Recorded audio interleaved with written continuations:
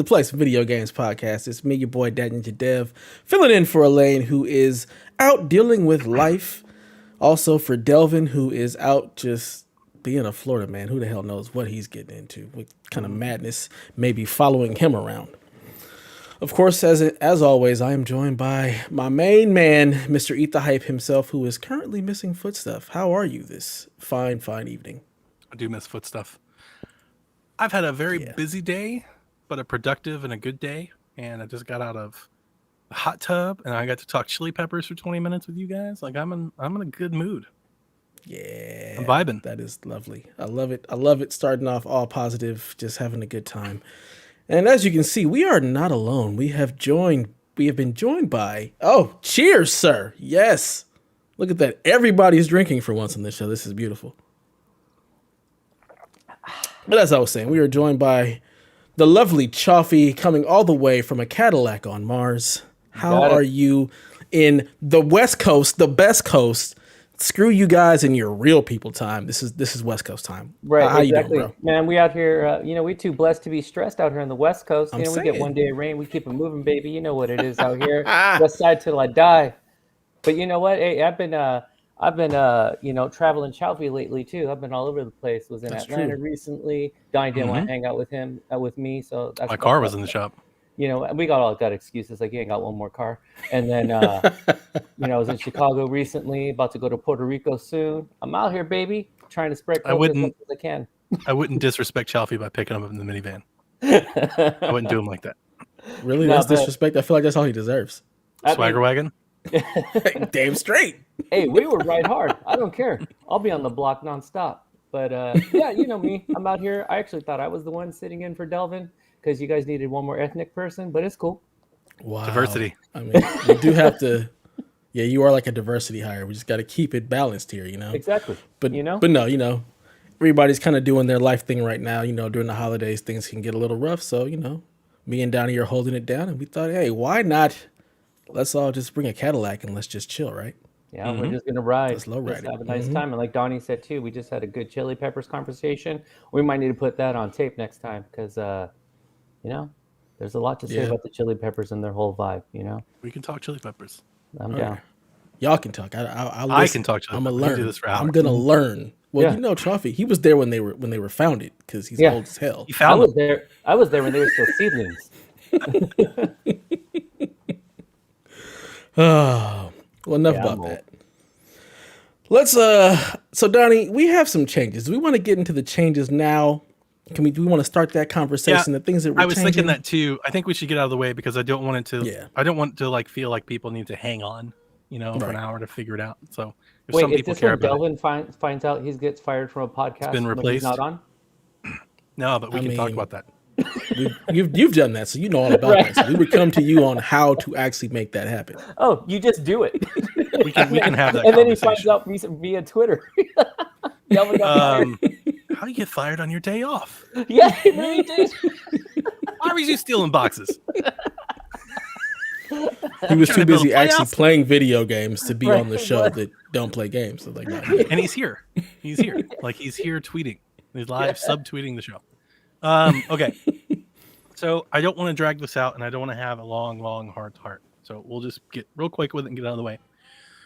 I'm making some changes. Life sucks. I'm doing a lot of stuff in my job.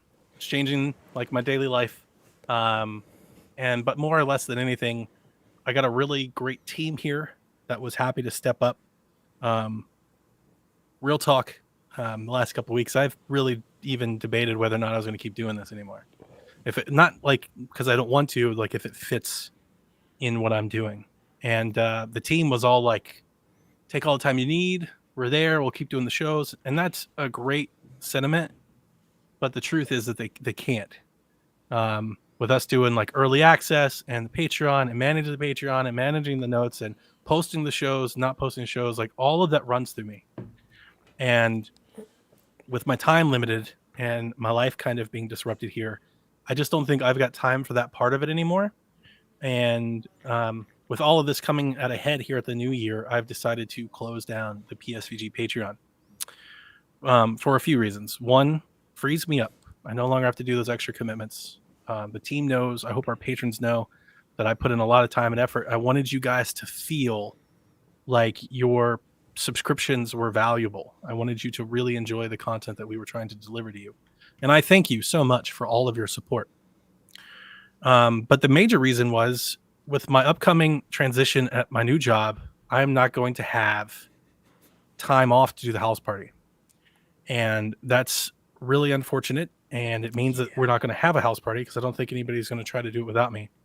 And I didn't like the idea of having to announce this and just being like, well, we'll try it next year. Like, I kind of feel like a hypocrite.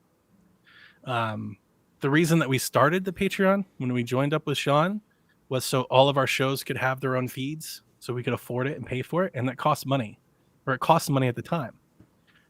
Fast forward a couple years later, it's no longer a hurdle in our way. We've already transitioned the feeds that you're listening to in your podcast player to Anchor, which are free. So we don't have to pay for that cost anymore. The only cost that we have now is this Melon app, which we can handle ourselves. It's not a big deal. So in order to basically set all the shows free, let them do their own thing, like let them have their own thing. So like if 6 months from now it's not working and I do want to step away for a week, for a month, whatever, nothing will need to happen. I can literally just back out and everybody can keep going if they want to. They don't have to. But if they want to, they can. So there's nothing in the way. Nobody is no longer dependent on me. So I'm basically calling this the great decentralization of PSVG. Everything has been so tied to me for so long. And this is basically me cutting all of those ties. So if you've been a patron, thank you so much. I appreciate all your support. But we're going to post our shows. We're going to be live like we are right now. We're just going to go back to doing that. And I'm just going to go back to focusing on that. Not do strong style and everything else anymore. As I try to settle into my new normal. And that's buddy. It. That's the change. Yeah. Had a real come to Jesus moment, as people would say, like, look, we got to figure something out. And I didn't want anybody, not just Donnie. I didn't want anybody being stressed or feeling like they had to put on stuff. So I was like, me and Donnie had a conversation and we're like, look, let's just, if we can go to Anchor, we can set everything free. You know, it's not a problem. Like that way, if Donnie wants to go away for a minute, you know, and I want to keep doing the show with Dev and Donnie Lane or whoever, we can keep this going. And he can always feel free to jump in. The same with Bored Video Games. If they want to keep doing their show and they want to keep doing Dollar Cinema and everything else, they can keep doing those shows without having to be like, okay, I'm left in the lurch because PSVG is gone. No, PSVG is still here. We still have shows, but now everybody can just kind of move on their own accord. We're still a team. We still got our Discord, and you know, nothing stops. It keeps going. You know. Yep. So, and it doesn't mean that it's the end of your favorite DLC shows. If I get the whim to do a DLC, I'll just drop one on the PSVG feed. I'll just drop one day. But I no longer feel committed to doing a strong style, to doing a DLC, to having a Dollar Cinema, to doing a live stream. I no longer have to feel like I've got to get them in every month. Because I was basically doing an extra show every week. So I no longer have to try and make that happen. So, yep. And you know, as Josh just said, Dollar Cinema is John Wick 3, first for free Dollar Cinema. So we're gonna have Dollar Cinema is gonna keep going. All of our shows will keep going, and we'll probably have some shows like on our main feed, like our DLCs or whatever. Like if me and Donnie decide we want to talk about something, and just we can throw it up. You know, it's not a problem. Anybody can just put a show on their feed without feeling like, okay, what am I gonna scrounge to get to put something out just for the DLC. PSXP is now going to be free for everyone. No more behind paid content. Like we that was something that I don't think we ever really wanted to do. We did the Patreon, like Donnie said, to try to get that house party going, but we never really wanted to have content behind it. It was like, okay, we have this, so now we can create more content. But as things change, people don't have as much time to be able to create all that extra content, and we never wanted it really behind the paywall anyway. So now it's just all out there for everybody. So whenever we get a whim to do a show or do anything, we can put it out, and it'll pop up in your feeds. As long as Anchor remains free, it doesn't really matter. Yeah. So if PSXP wants to do 10 shows a month or one show a month, like, who cares? It's out there. If you care to listen to it, subscribe. No, I was saying, I think this is a good move because it's like, it's hard to do podcasts. I know that it's hard in the sense of like, it takes time. It's not the hardest thing I ever did in my life, but it's just like, it's a commitment to have these conversations. And when you're in it, it's a ton of fun. It's great to talk to friends and have these conversations. It's almost like a therapy, like I look forward to. When someone says, hey, you want to do podcasts? I'm like, yes, because I get to kick it with homies, and like the regular day-to-day work life, dad life, being a partner and stuff like that, it's hard. And so when you get these moments to do it, it's great. But then the editing and even the stuff before it where it's like, what are we going to talk about? And who's in and who's out? And, oh, we were going to do it. I mean, I've canceled tons of podcasts where it was just like people couldn't be there, or just my own personal stuff where I was like, I couldn't make it happen. Yeah. So it's just like, I think that this is a good move. You're going to have the content there. There is going to be something to listen to. And then just to have the freedom of things. Like I can say, like, that's in a sense why I dropped my old show, for other reasons as well. And then came back in a new format. Just at like, we have no script. We're just conversation.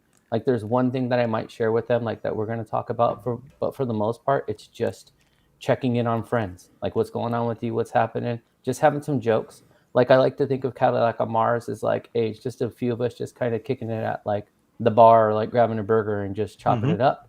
And then every so often I do like a one-off show where like, if there's certain people that I'm like an artist or like some type of creative person that I want to highlight, I do a one-off show with them, and maybe I do it, maybe I don't.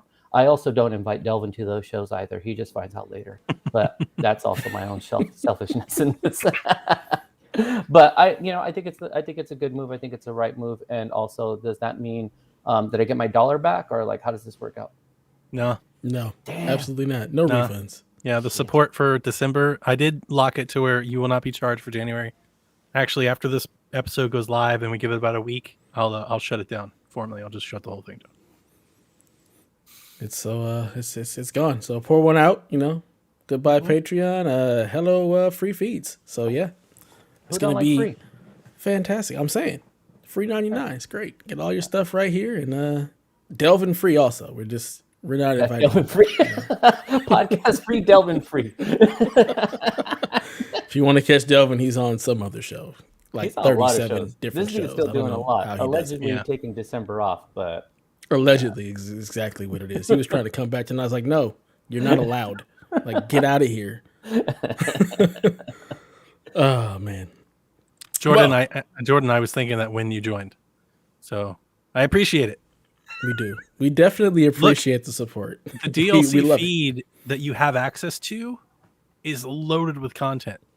So like we've got tons and tons of episodes. I definitely would go back and save your favorites. Like, it's not like there's nothing there. There's a ton of stuff there. Yeah. Check it out. Absolutely. All right. So with all of the housekeeping out of the way, let's get into some games. We've had some good stuff come out lately. What have you been playing, Chaufie? Even though you don't play video games, what has there anything that you actually have jumped into? No, man, I'm out here playing video games. Let's get this out of the way right now. Right now, I play video games. I mainline video games. Side stories, I don't know what that is. I don't do that. By mainline, you mean play them wrong? I don't play them. Such as Horizon. I did finish it in like 4 hours. I don't know what the problem was. No, I've been. What have I been playing? Okay, so let me start with. I got one of those Backbone controllers, and that's pretty ill. Like that was a game changer. I've used this sort of like where you have the adapter to hold your controller, and it's like it's fine, but the weight distribution is weird. Man, the way the Backbone switches the interface to like all one screen, I was like, dang, this is tight. I have Apple Arcade, so it's like my Apple Arcade, my Xbox, my PlayStation, boom, it's all there. Nice. So when I was flying to Chicago over the weekend and flying back on the plane, I was playing a bunch of Pathless because I had never played it, and that was a ton of fun. It was really, really good. It's really good. Mike Fowler had recommended it, so I did not want to play it. Absolutely. I was Absolutely like, no, not really, man.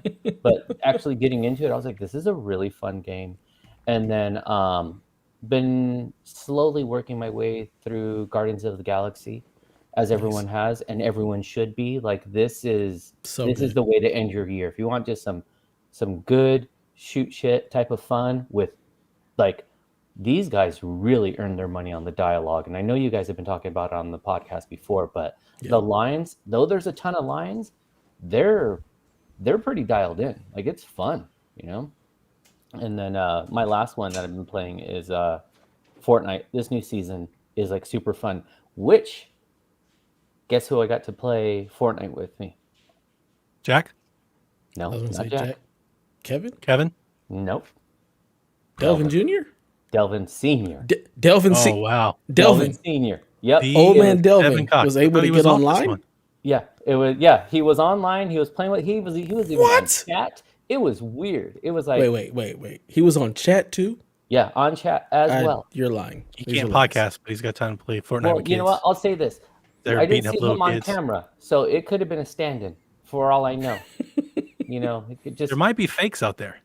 Oh, I'm pretty sure because I don't know if you guys Impersonators. remember. And this, sorry, super side note. The Mega Delvin Twitter thread still does exist. So I don't know if you guys remember that. That's Delvin Coxon and Make America Great hat. So it's out there, man. Did they catch Mega Delvin at the insurrection? I mean, I think they did. I think he was like the first up over the wall. He's the one who's going to do the most time.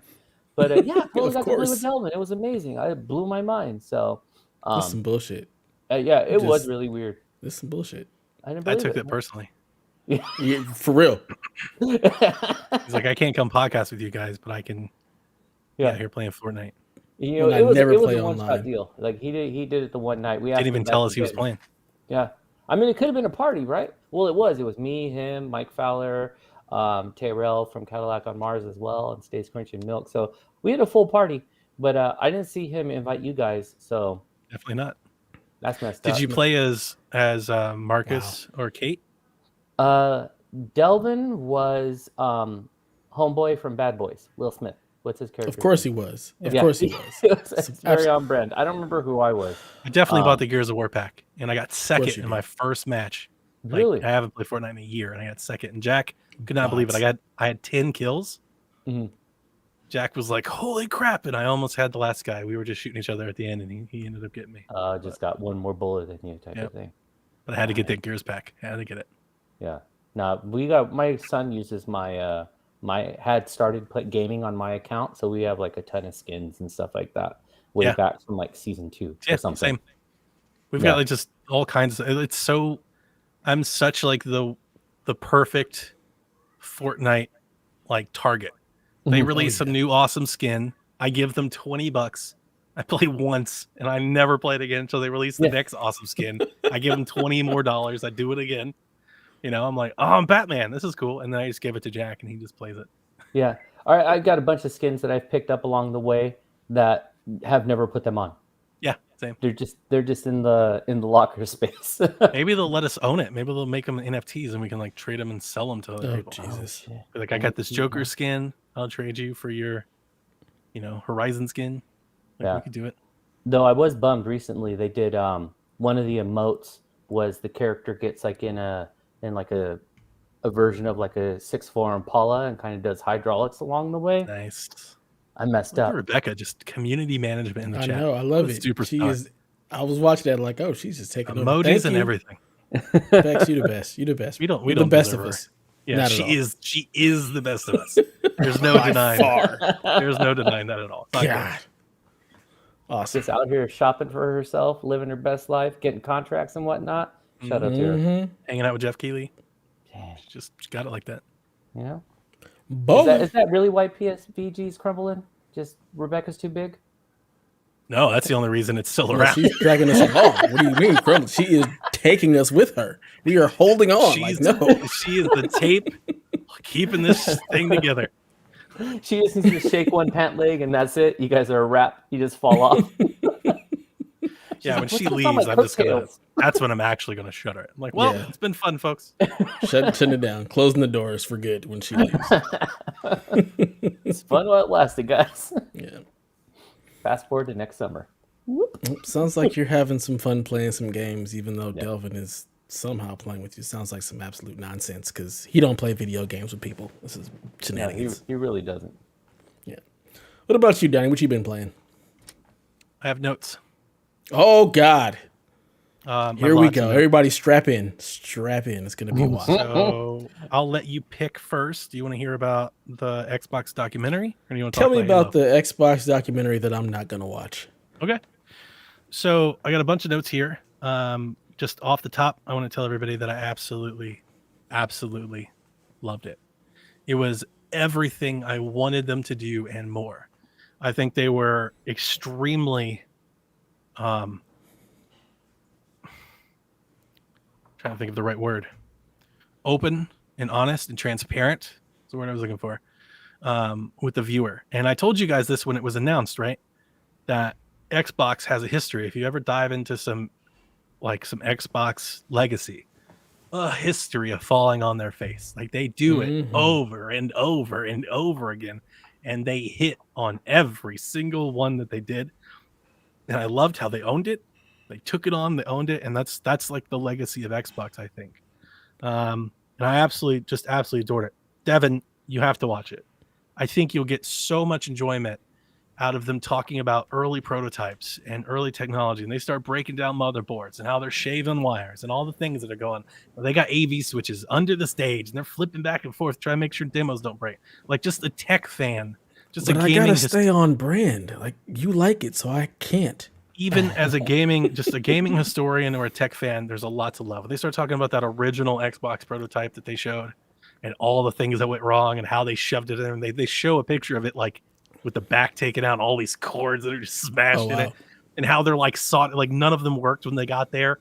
And they're just like soldering and ripping things out, like trying to make it work as people are like sitting down for their show. And you start talking about, let me look at my notes here. Laura Bailey narrates. So if you like Laura Bailey, watch it. They talk about how they had to basically go against Windows CE at the time. Like they basically brought this up. They're like, hey, if we don't enter the games business, Sony is going to take our place in the technology sector. Like that's the whole thing from where, because at the time Sony was pushing the PlayStation as a PC replacement. Like you hook it up to your TV and it does all this kind of stuff that you won't need PCs to do. So they saw that as direct competition, and Bill Gates is basically like, yeah, we need to do it. So he brings in like the Windows CE people, which I think have like 3DO or something else experience. I don't remember.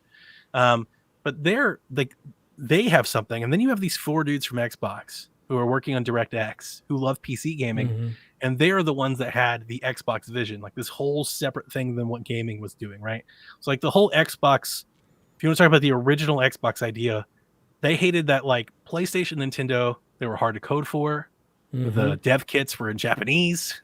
Like there was no support for other developers. They were like, what if we streamline this? Let's bring all of the gaming technologies to developers. Like we've got it, right? We've got DirectX. We've got all these things that we can put on a PC. Let's just make a console out of a PC and let's cut out the middleman. Like let's get this to people so they can build games instead of working on this. They have this, it's a great story. They have this basically like this showdown where they sit in a boardroom, and one team is pitching the Xbox idea, and the other team, the Microsoft CE team, the Windows CE team, they're pitching basically like a new 3DO, like a new system, but it's like the traditional system. And they're going back and forth and back 3DO? And forth. 3DO? I don't remember which one it was. Philips or something. I know the CDI, Philips CDI. It was something like that. I don't remember. I know Dreamcast ran CE. It wasn't Dreamcast. Well. It was one of the earlier ones, but they were basically pitching a traditional console. And the Xbox team, they're like, no, it's going to run Windows, it's going to run DirectX, like we're going to do all this stuff. And Bill Gates they're back and forth. Bill Gates sees pros and cons for both of them. And what eventually won the Xbox out is they bring this prototype that they built just on their own, like this box. And they basically stripped everything out of Windows on it. They have a PlayStation emulator running on PC. They put in a PlayStation disc Tomb Raider. This is a story I've never heard before. They pitched it with Tomb Raider, wasn't even one of their own games, which they had games at the time, like Age of Empires and stuff. They put Tomb Raider on it, and here's the sell. They close the lid, they press start, and it booted up in 6 seconds.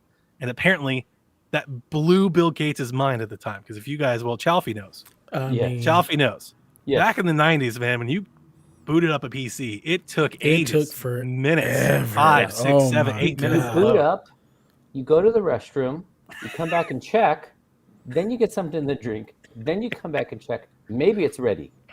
Yeah. Then you can watch. And then you don't shut it down back ever again. Yeah, Because no. you're no. So the fact it just completely blew their mind. And the thing that I love about it most is that they have the guy from Windows CE, and he's just like, he's telling it like it is. He's like, we were pissed because he's like, we weren't given the opportunity to bring a prototype. Like, we didn't know that was the assignment. And apparently Bill Gates' reaction to them was they didn't either, but they did. Exactly. Yeah. Ask for forgiveness later. Just do it, man. They also one another, and I don't want to spoil things, but I'm trying to set the hook. I want people to watch You've definitely said it. Now I have to watch it, and I hate Jeff, they talk about how they wanted to run the original Windows, but the Windows team at the time wasn't jiving with what they were doing because they were doing like this own, like at the core of especially like the first 3 episodes really is how Xbox was so counterculture to Microsoft and the hurdles that they had to fight through and the politicking and the inner battles that they had to do to get their vision. They had to steal an original kernel of Windows in the middle of the night to get it from them because the Windows team wouldn't give it to them. So they talk about the story. They got to go into the server room at like midnight and get in and get out and copy it and bring it back. There's so much good stuff like that. Oh man, that's funny. I just imagine them in there like that early Tom Cruise Mission Impossible, just like Right. Yes. Yep. They originally rejected GTA 3. Rockstar brought it to them and showed them GTA 2, and they were like, "We want to do this, but in first person." And Microsoft was like, "That's impossible." Wow. And like, That's the first falling on their face, right? Again, they have such a long history. They talk about the Red Ring of Death. They go way in depth on the Red Ring of Death. They go way in depth on Xbox One and Connect and all the missteps that it was. Don Matrick is there. I did not expect him to be. Wow. He shows up and starts talking. Let him speak, huh? Yeah. It's just, they talk about the E3 demo that everybody knows where it like didn't work, failed to boot. It's a great nostalgia trip. The only downside that I do have one con. There's a lot of Lauren Lanning in Oddworld. And really, you guys know how why? I feel. God, he can just fuck we off, have seen enough of that dude to last us a lifetime. Yeah. We don't ever need to see anything Oddworld. He always finds a way to work himself in there.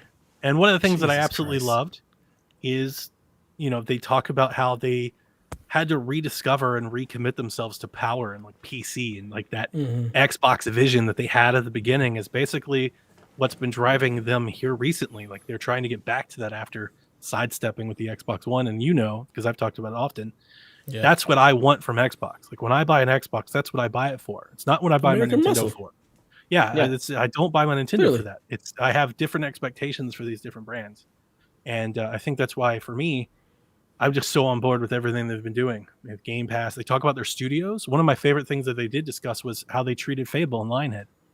Yeah, I was reading some articles about that. They talked in depth about how that influenced them when they bought Mojang and everybody else. They're like, we can't have another Lionhead. Like, we can't do that again. So, like, the lessons that they learned from that and how they need to accept other studio culture and not try to make them adapt to us. We need to adapt to them. Like, there's a reason why we bought them, and there's a reason why we see value in them. We can't change them. So, yeah. I absolutely loved it. It's 6 episodes. I think they're like 40 minutes a piece. I watched every one of them in one night. Me and Jack just sat on the chair. We ordered pizza and we just sat back. And it's like, if you didn't watch it, over on Crackle, they've got Playing with Power, which was a Nintendo documentary from start to finish. Good. I enjoyed that. It's like that. Like the production value and everything is on exact same brand. They have like these cutscene animations, these cartoon animations of games that are like basically telling the point as the people are interviewing or explaining what's happening. And you just see, again, the culture shock with Microsoft. But honestly, one of the craziest things is just how much power and money these 20-year-olds had in 1996 to try and do something. They just shoved $1 billion into these kids' hands. And they've never done this before. They've never manufactured a console. They went to all these other manufacturers like Dell and stuff to try and like none of them would take on the projects and they got to do it themselves. And they're talking about how they're flying across the seas to get motherboards and physically like bringing them back so they can build prototypes. Like all of that last minute magic that we associate with like crunch and video games. This is a great display of what that looks like for better and for worse. And they talk about it. One of the most powerful lines that I wrote down is there's an interview from a woman. I don't think I wrote her name down, but she says, if you she's like, I survived launching the console, but most of my relationships didn't. And like, there's a lot of people that go through that, and they even touch on that a little bit too. Like I said, it's just very transparent. It's not marketing. It doesn't feel like we're awesome. It's very transparent, honest, and like they embrace their mistakes. And I know a lot of people are making fun of them because they're selling a Red Ring of Death poster. I think that's a part of it. I think that's awesome. That's awesome. Like, that's the biggest difference I would say between Xbox and all the other studios. They're way more transparent. They're way more like, this is what we're trying to do. Come along for the ride. Like, we're not trying to, it's not like Sony or Nintendo where everything is a closed door, everything is behind locked doors. We're not going to tell you anything. We're not going to bring you in. Xbox definitely, like, their slogan for Xbox 360, jump in. Yeah. Like, that is like who at a core they've always been. It's like, come on, man, let's do this together. Let's go have fun. Like, that's the one thing that I can say about them, is that they're always willing to let you know, like, this is what's going on. This is what we're thinking. This is what we're doing. Come with us. Like, it's not about like, we're Sony and you're going to get on board because you're going to go get a second job to buy this PlayStation, you know? Like, I hate that arrogance, you know? And like you said, Xbox is willing to fall on its face and pick itself back up. Like, that's almost like the American way. It's like, look, man, we're just gonna keep grinding this out, and we're gonna keep trying. Like, don't give up. Let's just keep going. Let's pick ourselves up by our bootstraps and try something different and keep it pushing. So that is one thing that I do like about Xbox, and we've just witnessed the Donnie charm of him taking a thing and really dissecting it and putting it in a way that makes me want to actually go watch this damn documentary that I was. It's 100% shelf worthy. I hate you. If they sold a special edition or a box copy, I absolutely want a copy to put on my shelf. I mean, I absolutely loved it. It's incredible. See, and I think that like we need more sort of docuseries or documentaries like this, because it also, it's one of my favorite things. The Last of Us, like their documentary. Like, I like this stuff. Give it to me. Yeah, but it also helps squash the sort of internet nonsense sometimes. Like, I think as consumers and, you know, people on social media, we just like don't see that it's a process to develop these machines and that they are from scratch. Like, it's concept to product. Like, it's not just, let's make a Xbox Series X and then like, it just appears. It's like, it's a lot of process. And to jump into that first original OG Xbox, which was gigantic with that insane ass controller. Like, let's talk about that. They do talk about the Duke at length, and they talk about that original Xbox. And I don't think I ever thought about it at the time, but when you learn exactly what they were doing to change the game with that original Xbox, you understand exactly why it's as big as it is. Like, you get it. You're like, it has to be. It's got this big ass hard drive in it. Like, it's got a network thick card in it. Like, it has to be. Like, it's doing stuff that these other consoles have never done. Well, like when it was a PC. How can we shrink it down? That's what I was just about to say, was that like my neighbors at the time, they were huge. Like, these dudes were just building towers upon towers all the time. Like, that's what these three dudes lived. And they all went in on the Xbox and not the PlayStation because they understood PC and they understood what was in it.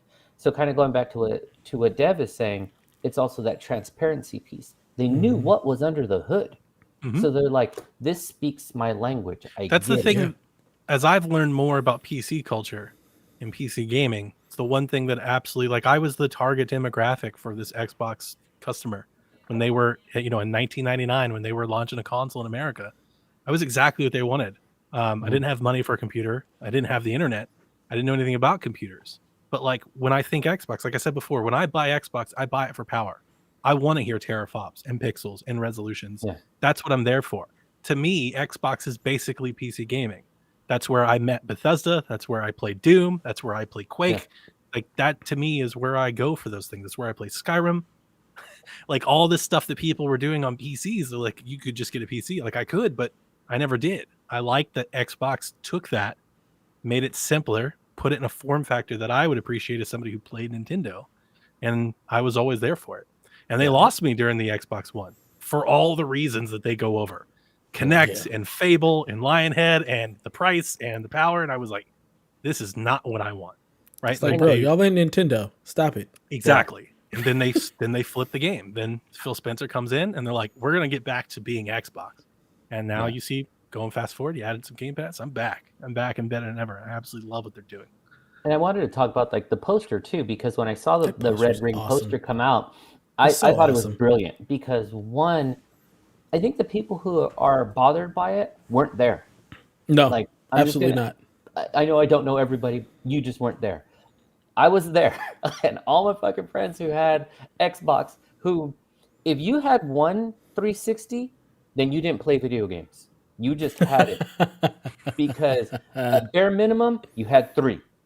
Bare minimum you had three, and you wrapped it in a towel, and you did the sideways, the upside, like you did I the had thing. I had the red ring, Mhm. I think twice, maybe 3 times. I don't remember. But the thing is, it was never that much of a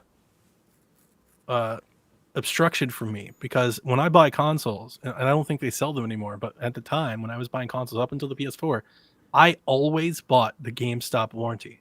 Mhm. And the GameStop warranty was full clad.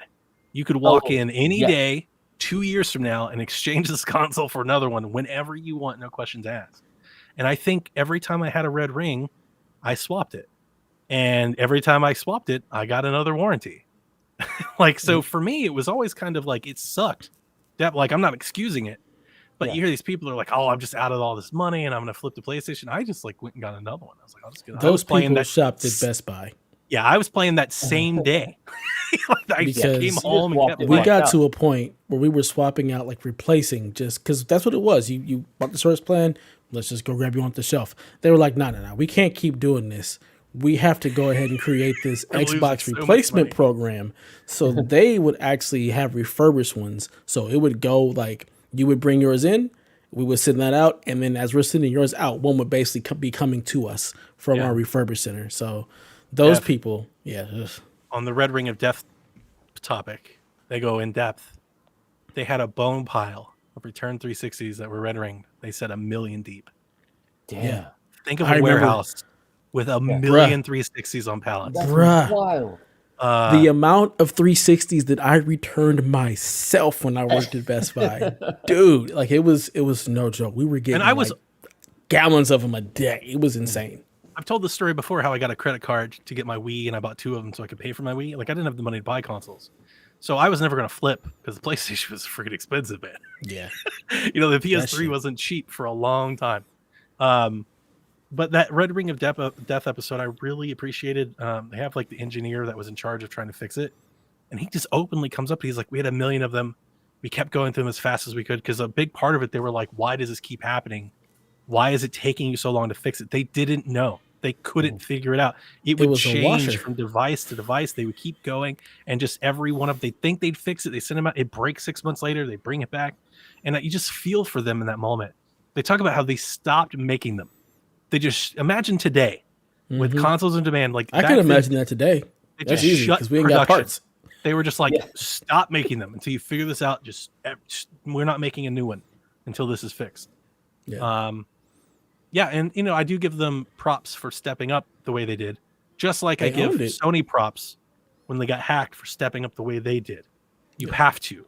Because if you lose that trust, and they say it in the episode on the documentary, if we didn't meet the bar, then there would be no Xbox. Like that was a brand killer. They had no other choice. And it cost them a ton of money. But again, what's Xbox's legacy? They brush themselves off and they keep going. Yep. Yeah. Fall down 6 times, get up 7. It's just They're what they nothing do, but man. resilient. Yeah, Yeah. and that was the other thing I was going to say about the poster too, is that they recognize that like they're able to, in retrospect, make fun of themselves or recognize the humor in it, you know, Yeah. but not repeat that same. Yes, there are continuous issues, but it's not the same issue. They keep trying, like, so what that I think it was a big situation- reason why the Xbox One originally was so big. Huh. They made sure that box didn't overheat. Yeah, they're like, no way, no how. They're like, we're giving Yeah. it all this space. But it's like they make the things to remedy the situation as opposed to saying, like, I don't know, it is what it is, keep buying it. Right. And there's a lot of companies that will just keep selling you the same thing, no changes, no alterations. Mhm. Or you get the new version and it's also smooth $50 to $100 more. You know, this Right. was just like, we're trying. And so Yeah. when you talked about like all the missteps that have happened along the way, they somehow managed to acknowledge the past somehow to say, Yeah. We know Part of it their came charm. out and said it was going It's to be part of their this. legacy. Like they Yeah. own it. Like we're not gonna shy away from the fact that the Red Ring of Death was a thing. We're gonna own that part of our legacy. And here's something to commemorate it. Like Yeah. there's no shame in the Red Ring of Death. Like And I think it's a that's thing your that part happened. is they bring us in on it. Yeah. We're a part of Yeah. it. We're on the ride with them. They don't just like shun it and act like it never happened. Exactly. You gotta love them for it. Like Yeah. it's that I think that poster is awesome, and that's part of the Xbox charm. It's like, look, yeah, it happened. We're gonna acknowledge it, and here's something to commemorate the shenanigans that was the Red Ring of Death. There's no need to shy away from that or push it under the rug or try to pretend like it wasn't a thing that helped shape and mold the company that we are now. Yeah. Because it was 1,000% a thing. You can't ignore it. Yep. I think it was a 33% fail rate. 1 in every 3 was bad. So it's like when we were selling them, like, And you remember they like sold 1 in every 100 3 million of was those damn bad. things. Yeah. Yep. Yeah. So it's a great documentary. It's free. You don't even have to pay for it. So they're just begging you to watch it. It's on YouTube. Go watch it. Yep. I want to talk about Halo. This is our last Yes. official podcast of the year. We're going to do our favorite games podcast. We'll put it out next week. But this is our last regular episode as we take a little holiday break. And I haven't completed the Halo campaign quite yet, but I'm pretty far along. And I just really wrote down some thoughts because it's an interesting one for me, actually. It's somewhat challenging. So I'm just going to own up some things at the top. I'm 100% going to like review Halo based on the campaign and only the campaign. I don't play multiplayer. I never have, probably never will. So it doesn't mean anything to me. So if you don't like what I have to say here, if you think any of it's hot takes or it's dismissing the fact that it has multiplayer, just know that I know that, and I'm admitting that up front. I'm giving you context. So I really like Halo. I think it's really good. I'm going to say some things about it that I want to criticize, but I want to make sure that everybody knows that I like it a lot. The reason that I wrote down notes is as I was playing it, I kept coming around to like this. And I don't know if it's, maybe it is the multiplayer. Maybe it's the fact that I'm just not playing multiplayer, so I'm missing this piece of the puzzle. It's probably likely. But Halo's getting such rave reviews. 10 out of 10s, game of the years and stuff like that. And I just kept coming around to the kind of the reminded theme that I don't think it's that good. I don't think it's amazing. I think it's great. Okay. Like it's very good and it's great. Like personally, it wouldn't crack my top 5 game of the year this year. Probably like 7 or 8. I don't know. I'll have to think about it for the show this weekend. But I wrote down some things. I know so often when we talk about games, we talk about the things that stick out to us versus the things we like. So I'm going to flip that narrative. I'm going to talk about the things I like first. I absolutely love the interior sections. When you get in these bases and these spires and you run around these sci-fi Promethean places is my favorite part about Halo 4. I always tell everybody Halo 4 is my favorite. Everybody makes fun of me. And I say it was my favorite because it always reminded me of Metroid. And these sections remind me of Metroid. It's very alien. Like Metroid Prometheus. Prime? Yeah. Yeah. Okay. And it's just got all these like, tiled floors and neon lights and windows and glowy stuff. And it's just very sci-fi and cool. And I think it's really, really fun. I've already talked about it before, but major shout out to the grunts and the enemies and their dialogue. It is insane fun to smash and shoot these guys. It is so funny. Dumb. And there's so much of it. Like I don't even feel like it's repetitive. They all have so many different things to say. They almost feel individual. This game has great boss fights, and I don't think I've ever thought of that about it in a Halo game. I don't think, and I've played Halo 1, I've played Halo 2, Halo 3, I played Reach and 4 and half 5. And I know that there are like marquee boss fights. There are marquee battles with stronger people. I honestly don't think I've ever been like, this is a boss fight. It's never like dawned on me like this is a boss fight. Not like Doom, right? Like Doom has boss fights. Like I never thought of that in Halo until this game. Like this game has legit boss fights and they feel like boss fights. Random question. Have Halo games not before had named enemies with like 2 health bars? Is that not a thing? So my history with Halo is that I've played them, and most of the time their campaigns and their stories are nonsensical to me. I've always had a really hard time keeping up with Cortana and the Swarm and the Flood, and I'm like, who is keeping up with all of this? So I honestly am not the best person to answer. Honestly, I'm not even the best person to review but you Halo. know what you're shooting at, so you would see the name. I That's what I don't mean. Remember. Like, I don't think of a They're boss not memorable. fight. They're not memorable to me. On the other games, they're not memorable to me. The grapple shot's great, especially for open world traversal. It's crazy what you can do when you level it up. You can literally just go anywhere. Like you can look at a very tall mountaintop and you can just basically just keep shooting your way up there. Like I've gotten this endless loop where I just keep shooting and keep grappling my way up any surface, which is really fun. It does add to the gameplay, especially traversal. One of the notes that I wrote this down the other night, I actually tweeted it, is I wrote the words Infinite Halo, which may sound a little on the nose, but really what this game is, I understand the name. It's basically like, especially in the campaign, it's just infinite amounts of Halo. It doesn't really do anything other than what the core loop of Halo is that basically there's a bunch of installations and bases and camps or whatever you want to call them scattered all over this map, and you go to them and you shoot them. And some of them are very big and complex and some of them are very small, but that's all that you're doing. Like there's nothing else. It's just Halo. It's just infinite amounts of Halo. Like you just have these Halo experiences constantly. So now I want to start talking about a few things. Here's like my main point, or the main drive that I'm getting from the campaign that I'm wrestling with. And I even throw this out to you to respond to me about it, because I'm not exactly sure where I even come out on this. I think it does Infinite Halo well. Like it's doing the Halo loop well. Like what you expect when you get a Halo is perfect. I just don't think it holds up to when you compare it to other open world games or open area games. Like I'm thinking Far Cry, obviously, but Dying Light, Metro, I kind of have in mind. You even think something like Crysis or Anthem at like a lower tier quality level. Mm-hmm. When I think open world, I even wrote this down. When I think open world, I think diversity, I think characters, I think variety, and I think progress. And diversity in how you travel that world, diversity within the world, different biomes, different areas to explore, different things to find, different characters, different interaction with the characters, support characters, bad characters, quest lines, trading sequences, things like that. Variety in what you're doing, racing cars, flying planes, jumping out of stuff, fishing, hunting, collectibles, solving puzzles. Like when I think open world and open world games, and when you compare things, like a lot of people are comparing Halo to Breath of the Wild. When I think Breath of the Wild, these are the things that I think of. When I think of Far Cry, these are the things that I think of.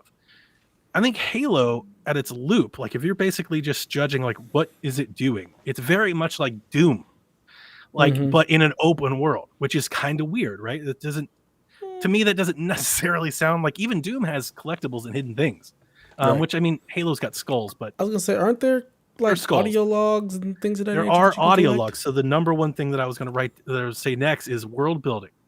There are audio logs, and the audio logs are great, actually. I would like them if they were encounters and you met these people, or you flashbacks or cutscenes or something. The fact that they're just in audio log form, I feel like it makes the game feel like it's missing something, like a live world. Like, so one of the things you do is you rescue squads. Like, so you start the game and they're like, everybody's dead, but they're not actually.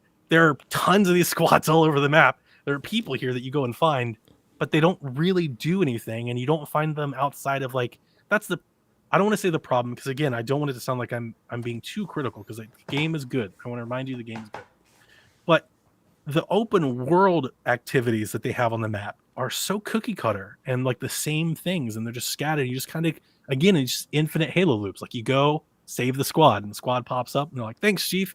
And you go save the next squad, and you go to the next base, you kill everybody, and then you go to the next. It's just like the same thing. So you don't like save a squad and that area changes and you get more quests from them, nothing like that. So it's just literally just like a public event. You go, you save them, and they're going to get captured again, and you're saving basically the same squad again. I thought Destiny a lot. It's not Destiny. It reminds me of like the hub world, like when you're running between, like how there's these things that are happening, but it's kind of all the same thing, and it just kind of keeps happening. It's kind of like that. I did write this down. The Zelda comparisons are obviously, you guys know, something I was going to focus on, because I love Zelda and I understand where they're coming from. There are similarities. The one thing that I feel like needs to be said when people say it's Breath of the Wild Halo, not every open world game is Breath of the Wild. There were tons of open world games before Breath of the Wild ever existed. Everything Breath of the Wild. Right. I think the only thing about Halo that's Breath of the Wild like is the physics. You can do some crazy stuff with the physics. You can with the physics, but it's not the same. It's not like the chemistry system in Zelda. It's not even close. Yeah. I feel like you're reaching if you're trying to make that point. Like you can shoot something and it'll move, but like you can do that in Wolfenstein. Have you seen what people do with that hammer and the grappling hook? Like that is ridiculous. Yeah, but that's like the only thing, right?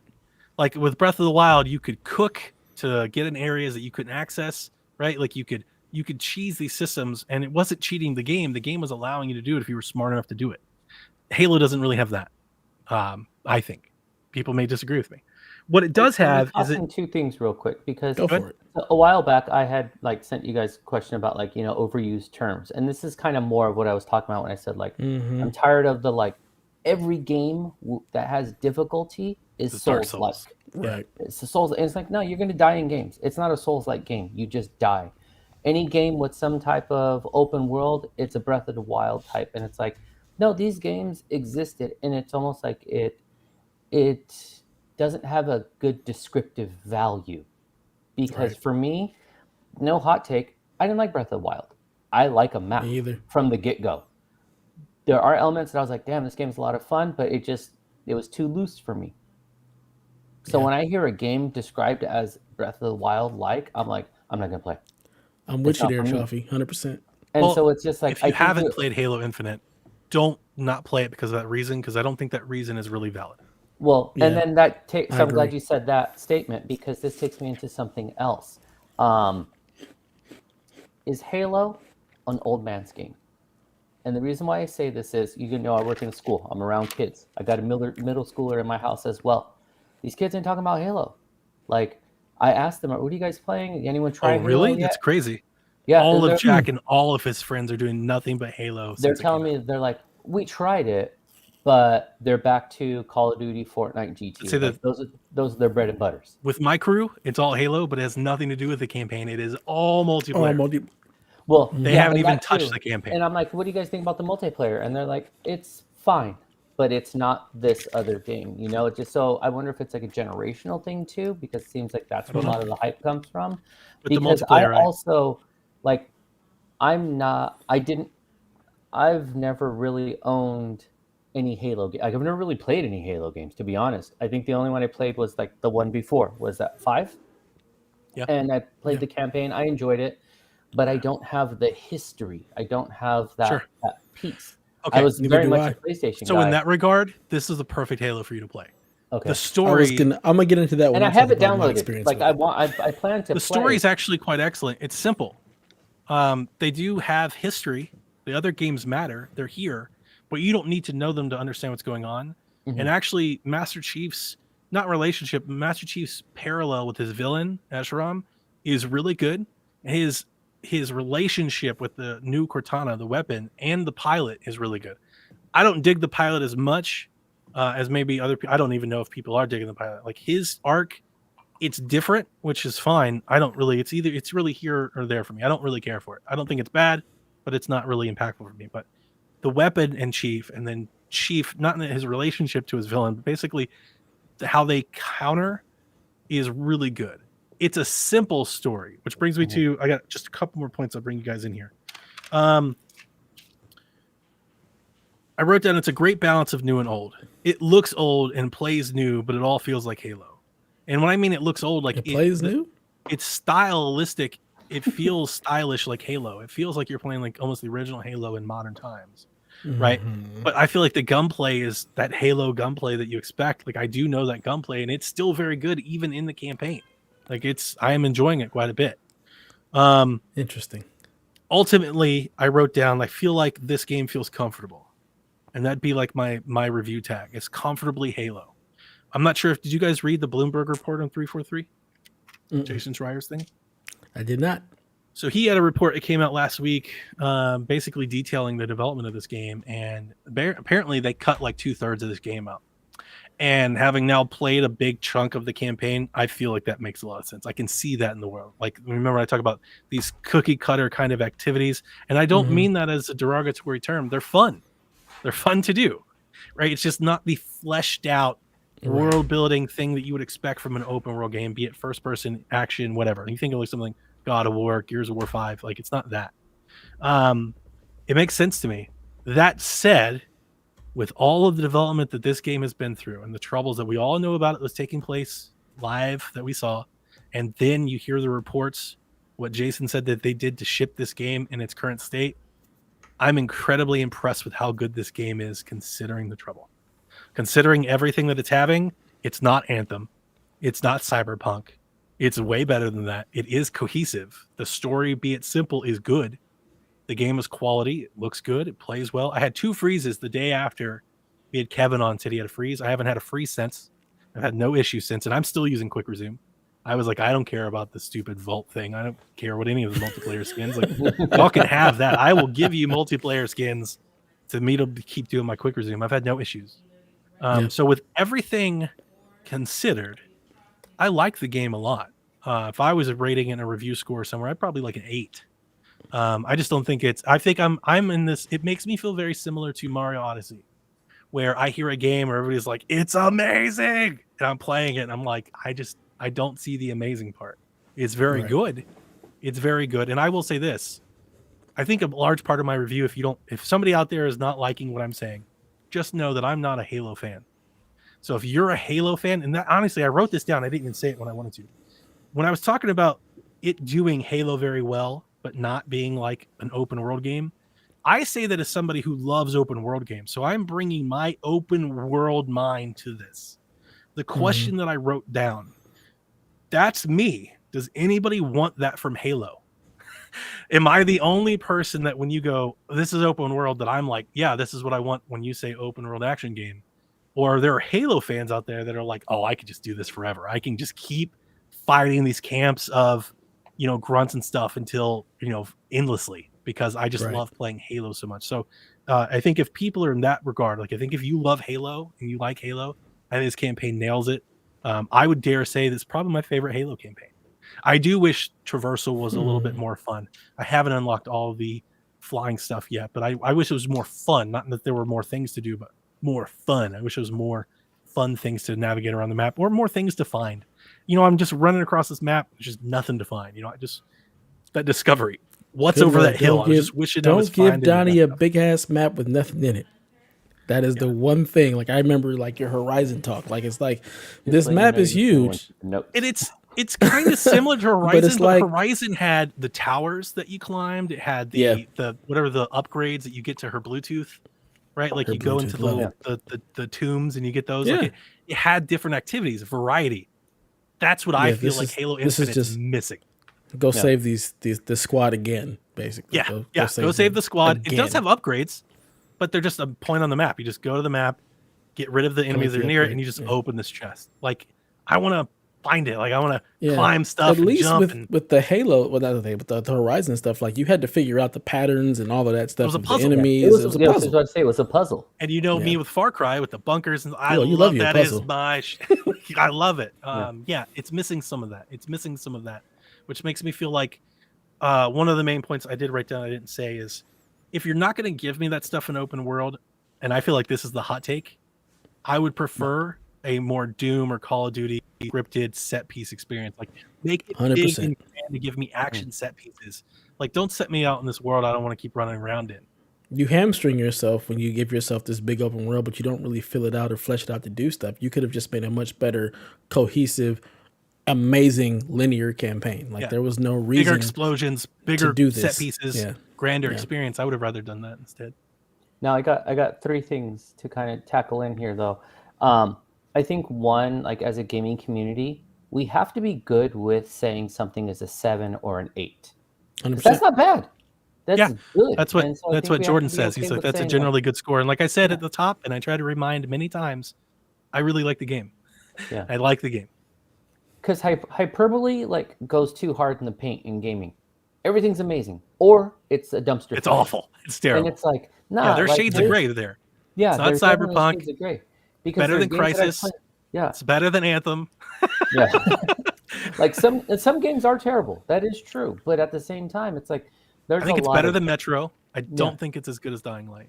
It's a good game, and I'll give it that. It's good, but do I think it's great? And all this like hype of like it's like the Sony exclusive game destroyer. I'm like, you lost your goddamn mind. And I think that's where I think that's where maybe my reservation comes from, because when you see these really good scores, not that everything matters review scores, but it sets an expectation, right? And I just don't think it meets that expectation personally. Now, again, for clarity, I'm not talking about multiplayer at all. Maybe that's what's meeting that expectation. Maybe the multiplayer is just Well, so I'm damn about to get good. there. No. right? No. I don't know. I don't know if it is or not. Who knows? Here's I what have I'm no going to idea. say right now. I don't care what anybody listening to this. I might end up ruining your show and canceling it. That's fine, whatever. But I'm just saying the multiplayer is straight up, full blown whack. Like Really? Interesting. it's dated. Like you said, the guns were like, it played like old Halo. Yeah, the whole ass multiplayer plays like old Halo. Like it's hollow. It's not good. People who are hyped up about it, I don't think know that what is a you're hot playing. take because most of the people I listen That's to a in the very Xbox hot space take. really like the multiplayer. So my question to you then, but what I'm gonna Chaufie, say is, is have you it's- ever liked Halo multiplayer? I have actually. I have Okay. like Halo Which one? Halo multiplayer. I played. This is like early like LAN stuff, and so I used to play that quite a bit with friends, and that was like super fun. But this feels like that. Like this multiplayer, maybe people are really liking it because it's multiplayer on training wheels. Like it doesn't have the depth. It doesn't. That's have not the the No, experience yeah, I'm there's hearing no depth from. at all. I'm It not doesn't hearing have the that from complexity. Jason, who's playing ranked and Yeah. he's But having see, it. that's a different type of experience because Okay. Jason loves the Halo. Like it's very basic. Multiplayer in Halo is extremely basic. There's no depth to it. It's No. literally like, here's the guns. Go get these kills. Go be a slayer. Like that is really what there's not a whole lot of depth to it. It's like, okay, get the power weapon, then you can get probably some better kills, but there's not a whole lot of depth to it. Like with the Fortnite where you're trying to build and get these guns and do this, you got to escape the like the map that's eroding and stuff. There's a lot more nuance to But that even- particular but type of even to multiplayer. that, Halo doesn't have that. To compare it to even Destiny's multiplayer, which it has its different modes, but can be very straightforward as well. It's the movement of the characters. It's the guns themselves, how they fire, like even the animation within it. I told someone recently, the multiplayer feels like a mobile port. And if you ever played some type of mobile port over, it feels like that. Where it's I played it in the beta, just like in the early access, and I couldn't agree with that. I'm not a multiplayer person, so maybe my opinion isn't valid here. But I mean, I played multiplayer and it was fun. It was fun multiplayer. Yeah. And maybe that's it too, because It was Call of Duty, like it was, it was what Yeah. I expected it to be. I definitely think a mobile port's a little harsh. It just was. I'll give you guys some. And I'll say this because I do play a lot of the Call of Duty mobile, and it felt like that, where I was like, "Oh, this is really similar." Because I feel that like when I play Fortnite on Switch, like in portable mode, I'm like, yeah, this feels like like a mobile game. But yeah, But I Fortnite didn't on feel like Switch, that on yeah, Halo. definitely is a different move. But if you play Call of Duty mobile and then play the Halo mobile, it's the same. It's like it just doesn't have the right pieces to make it feel like it's console worthy. And then the gunplay too. So it's just one of those things where I'm like, I want to like it. Because I would see Sean playing, I would see Babbitt playing, and they're having a blast. They're playing every I was Saturday like, night. this looks amazing. And then I played it, and I was like, they're loving it. am I like half dead in the brain? Because this is. Well, I mean, we all have different opinions, right? And that's what makes Yeah. that's what makes it fun. Again, I just have to back out of this conversation. I don't do multiplayer, so I really don't feel even qualified. But then the one last piece I wanted to add in: should Dev play this or continue with Destiny? Well, let's jump into that because I have been playing Halo. I don't know. I have been playing Halo, so I actually have some thoughts. Campaign, multiplayer, both. Both. I've played a little bit of both. So for me, this is my actual first Halo game. I have not played Halo before for anything longer than 5 minutes. Like I just never got into it. Didn't have an Xbox. Did not have like a gaming PC that could play anything other than World of Warcraft. So I've never played Halo until now. I always had an Xbox and didn't play it, so don't feel alone. I had PCs, but I only played Minesweeper. Like Gears and Fable, man. Gears and Fable. Bingo. So I go into this as my very first Halo game, and I'm like, okay, let's see what everybody's talking about. Let's see what's good with this game. I've always been told that Destiny feels like Halo, and y'all know I love Destiny. Destiny's movement, Destiny's gunplay. It is probably the most just lovely thing I've ever played when it comes to gunplay and movement. I absolutely love I don't think Destiny. they're the same, but I definitely think you see the similarities. You see where, I see the similarities. Was. I see how Bungie created Halo and then eventually pivoted to Destiny. Like I get that because but I think to what Dev's saying though, it's the constant. You can see the lineage. You can see like the movement and everything and how it has evolved, how they evolved that into Destiny. I can see the bones of Halo in Destiny. Like I can see that. And And I'll be perfectly honest, like it's cool. I'm not like amazed by anything that Halo is doing. I'm intrigued by the story because I really like stories. So those audio logs that you pick up, I'm very, very interested in. I have read a lot of story, like just books and things on the actual story of the Covenant, the Flood, everything with Halo, how they glassed the planets, Cortana going rampant. Like I've read a lot of that stuff because I really enjoy all of that sci-fi nonsense that Donnie does not like to follow. So I can understand how it can be overwhelming the previous games. This game, again, from what I've seen so far, is very like just kind of straightforward. Yeah. As far as the story is concerned. I'll be perfectly honest. Like to me, I'm a little bored. Like the movement is so basic. Like you've got the grappling hook, but there's not a lot of there's nothing to it. It's like bunch? I have not upgraded a bunch of abilities much, but I'm like, if it only upgrades the grappling hook, I'm just like, it's not a whole lot more air dashes to it. And you get air dashes, shields. You get to change your grappling hook. You get some. It's not going to drastically change it, but it does make it better. It definitely makes it better. I do like honestly, I spent most of my time when I first started playing just going and getting upgrades. I just go to FOBs and just go get upgrades because I was like, I obviously need to power up. But see, are you looking at your upgrades to be able to jump up on the mountain, or is it more for combat related? Because I want to have everything combat focused. I want to be able to move across that map and you can feel throw like out shields. You can throw out things that Master Chief. You can throw out right shields. Now. You can throw out like detectors that outline enemies. You get air dashes as you level it up. You get more air dashes. You get your grappling hook, which gets enhanced powers. Like you shoot longer, different cooldown. You can get it to where it shocks people, so you can hit them. It shocks if you sap in, hit them with the giant elbow, stuff like that. It all aids combat. There's not like it's not turning it into like an adventure Zelda game. That's not. None of the upgrades. I'm not looking for an adventure. None of the Zelda upgrades game. are geared to that at all. I'm looking for Destiny. That's basically what I'm looking for. But with your shields, it is cool because when you level up your shield, you can throw out multiples. You can tone the cooldown, and it's got this one power up where you throw it out, and then if you shoot through it, it'll electrify all the bullets you shoot through it.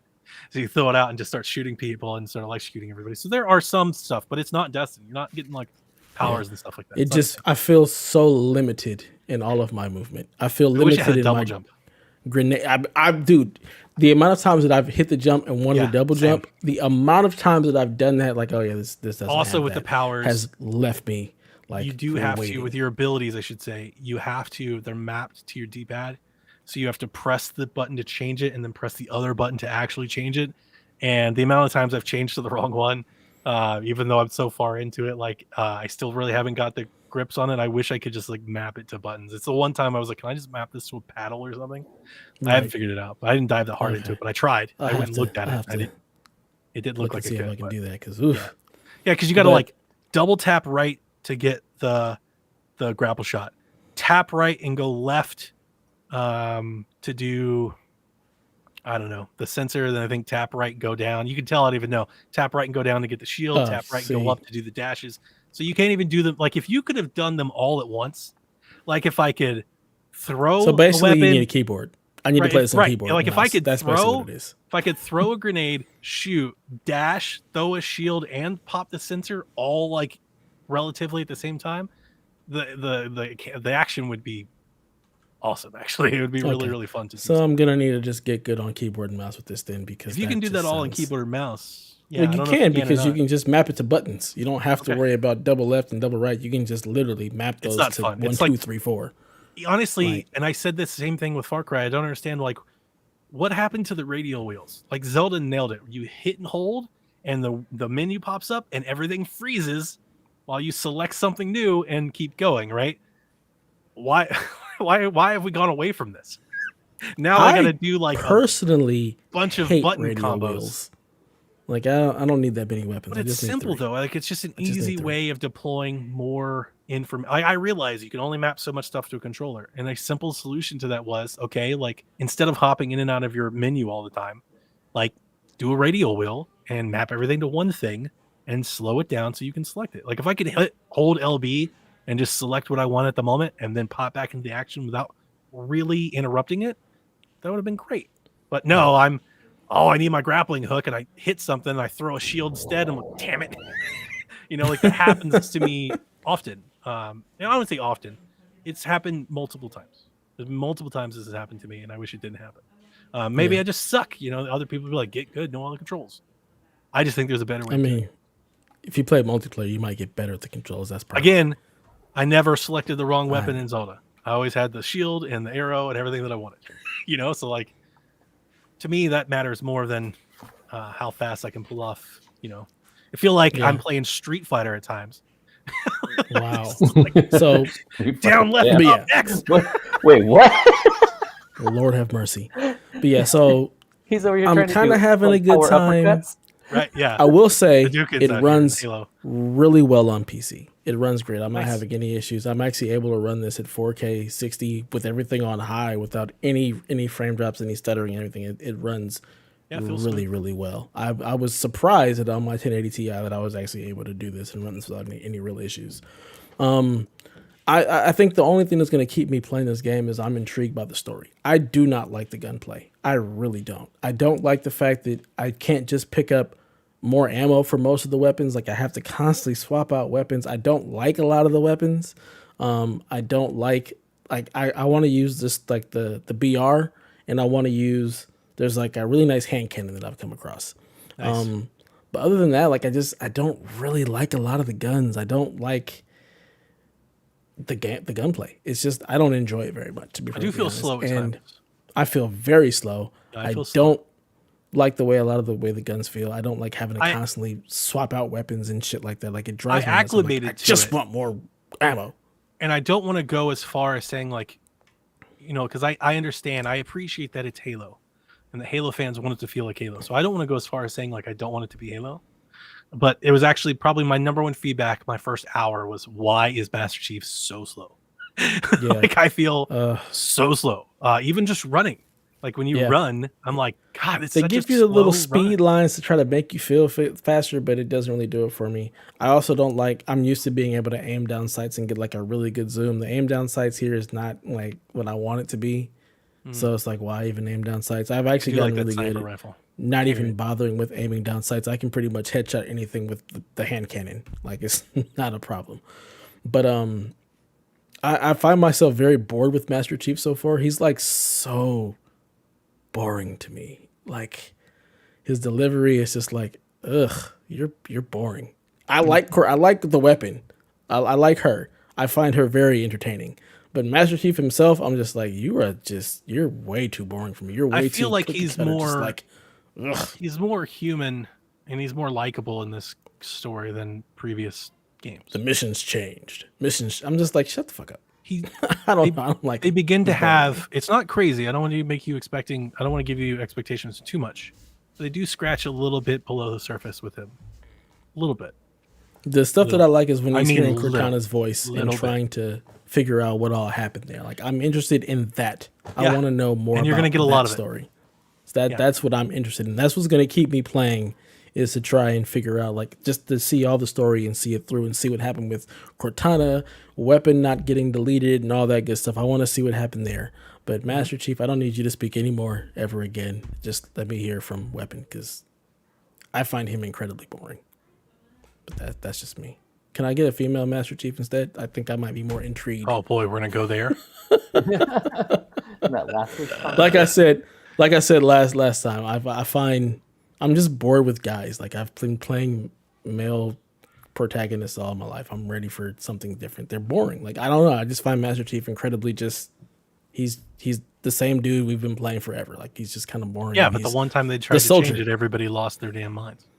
See, that's the thing I have to at least respect, because I'm not a Halo fan, so I got to respect that opinion. Like they tried to change it with Locke and stuff, and everybody absolutely lost it. Did they change Master Chief, or did you just play Locke? Because I don't know. I haven't played it. Played as Locke. Okay. So they didn't part change of it. Master Chief. They just gave you a different character Yeah, and people did not like it. They were not happy. because they wanted to play Master Chief. Well, see, that's the thing. It's a Halo game. They want to play Master Chief. Like if you want to play as a female, there's nothing wrong with that. There are other games for that. That's not Halo, right? And So that like, kind of goes back to what I was saying before too. Is it that we don't have the history? I think the history Can be. means a lot. I think that I think I they're think I doing might a sound more really good critical. job of making this your first. If this is your first Halo game, I think they're doing a good job Yeah, I of think they trying to nailed it in bring that you in to tell you what the fuck Halo is. I think they're doing a really good job of that. Yeah, I got People it think I'm downloaded. I being wanna see critical if or it overly even- critical. I would only point that I'm not a. I would not count myself as a Halo fan, even though I have played them all and beat them. I wouldn't count myself as like a Halo fan. If this wasn't on Game Pass, for example, I wouldn't have bought it. Like, I wasn't buying Halo Infinite. Like, I'm playing it because it's on Game Pass. I got Game Pass PC for $1. I said, all right, I'll play Halo. I'm just But curious yeah, I how it's going to wouldn't run buy on my Xbox One S. It'll run. On One S, it's okay. It's not good, but it's okay. Also, if anyone's got the hookup on the Series X Halo Edition, just hit your boy up. I want one bad. 1080-30, I think, on One S, if I remember correctly. 1080-30. I don't get out of bed for You under could probably 60. stream it better if you played it on xCloud. Maybe I should look into that. So yeah, that's my Halo story as a person who's never played it before and just jumping into it. It's interesting. It's the best way I can say it. I'm intrigued to figure out the story. I'm not enamored by the game, the gunplay. I'm not enamored by Chief. I am enamored by the story. The story I'm very interested in because I love sci-fi fucking weirdness. It right up my alley. But Master Chief, the gunplay, I could do without, to be perfectly honest. I'm not enjoying it. But we'll see if it gets any better, going down, because I'm not super far into it. I'm not looking forward to any of like the open world stuff. I just want to play this as a linear story game. Like, I have no desire to play this as an open world game. Like, the idea of it being open world does not do. I'm like, why? Why? I think it's I don't know what their plans are to support this game, but I do think they have a really good place to add to this if they want to add expansions and add more story and add more world building and more activities. If they want to build on it, I think this game could be really nice because, like I said, what it is right now, I think it's very good. It's very good. I like it. So if they want to do that, I think it'd be great. If they never do that, and then maybe, hopefully, we don't have to wait 8 or 9 years for the next one. Hopefully, the next one takes it a step further and brings it more in line.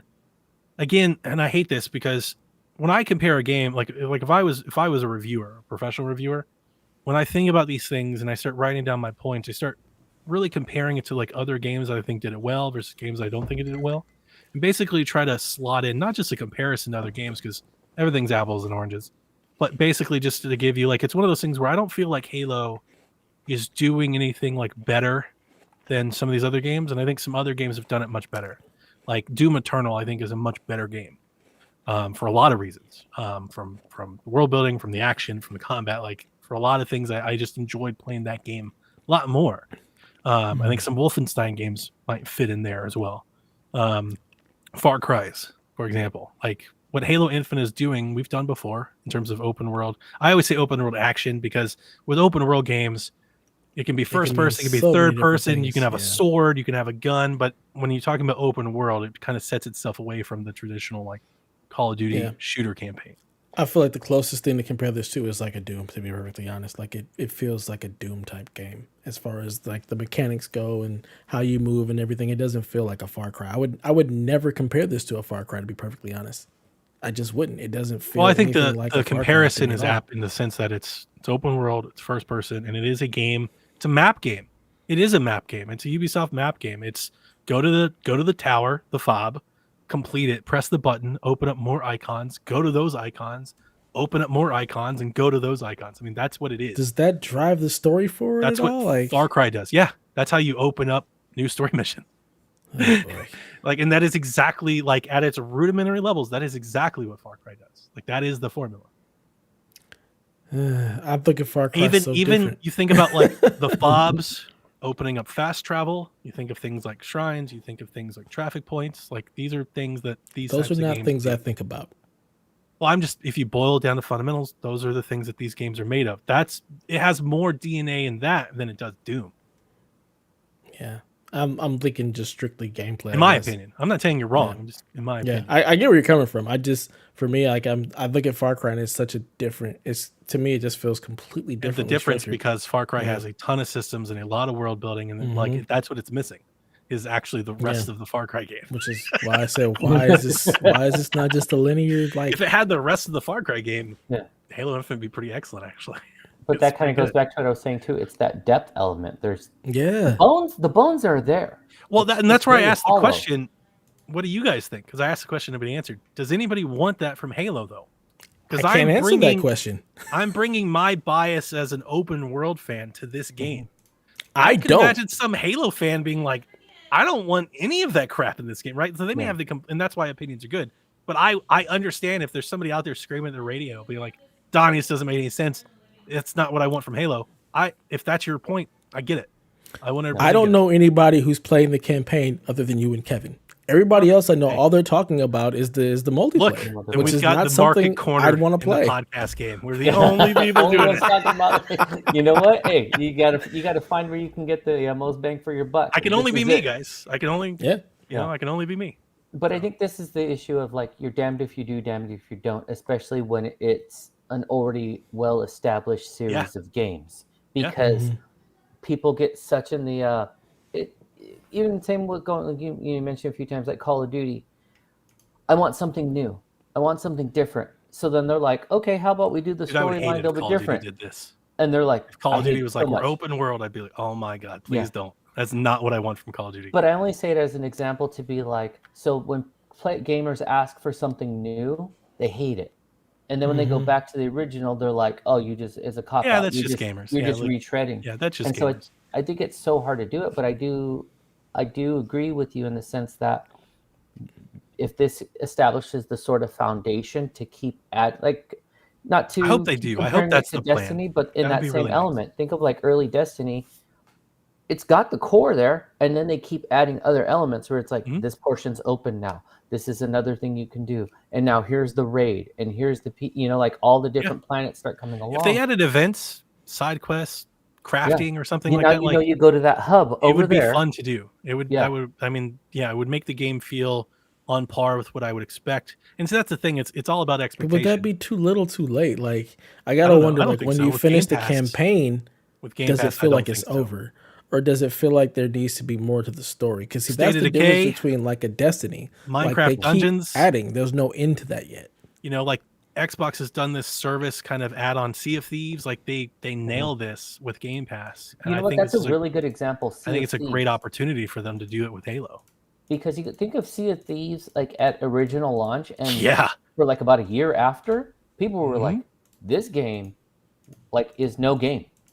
Except for Coach Mo, who was like, I'm out here. He was OG. He was early. Skinny Matt. But then you look at it, right? They have like 50 million players or something later. Yeah. Like it's turned into a hit. And then a full year later, that's the other one too. My son and his friends. Those are all multiplayer though. That's the other difference. But when they add co-op's on the way, you'll be able to multiplayer the campaign. Is it though? I don't know. I feel like there's no. No, it is. That's how most people play Halo campaigns. They play it with their friends. That's the squad. I imagine there's probably a lot of people. There's probably a lot of people waiting for co-op to even start the campaign. They're probably waiting. I'm not a Halo person. That's about all I can boil it down to, because I don't see any reason why I'd want to do that. I don't get it. It just does not compute to me. I'm like, this is just like, I don't know. I guess, like you said, does anybody want this? Who does play Destiny as much as you do? Yeah. How many times have I told you that I played Destiny like 99% solo? Like I don't. But the idea that they could drop new modes and new content and stuff, and I do a lot of that. I do all this. I do all the story stuff solo, and every now and again, I haven't done a raid in forever. And I think that would be good for Halo. I don't know. Because Halo, you have 3 different classes. You've got so many different things to it. Like Halo doesn't feel like that to me. Yeah. Like so far, again, you gotta remember this is my first Halo game.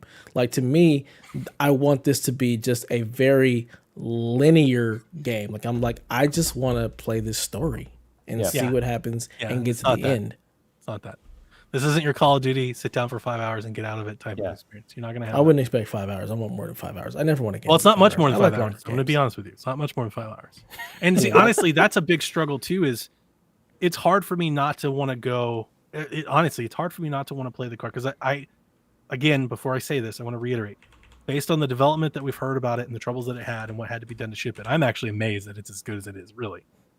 With that said, I don't think it meets the bar. Again, I'm not playing multiplayer, so this is just not a part of my opinion. As a campaign, I don't think it meets the bar as to what you would expect from a first-party system-selling exclusive.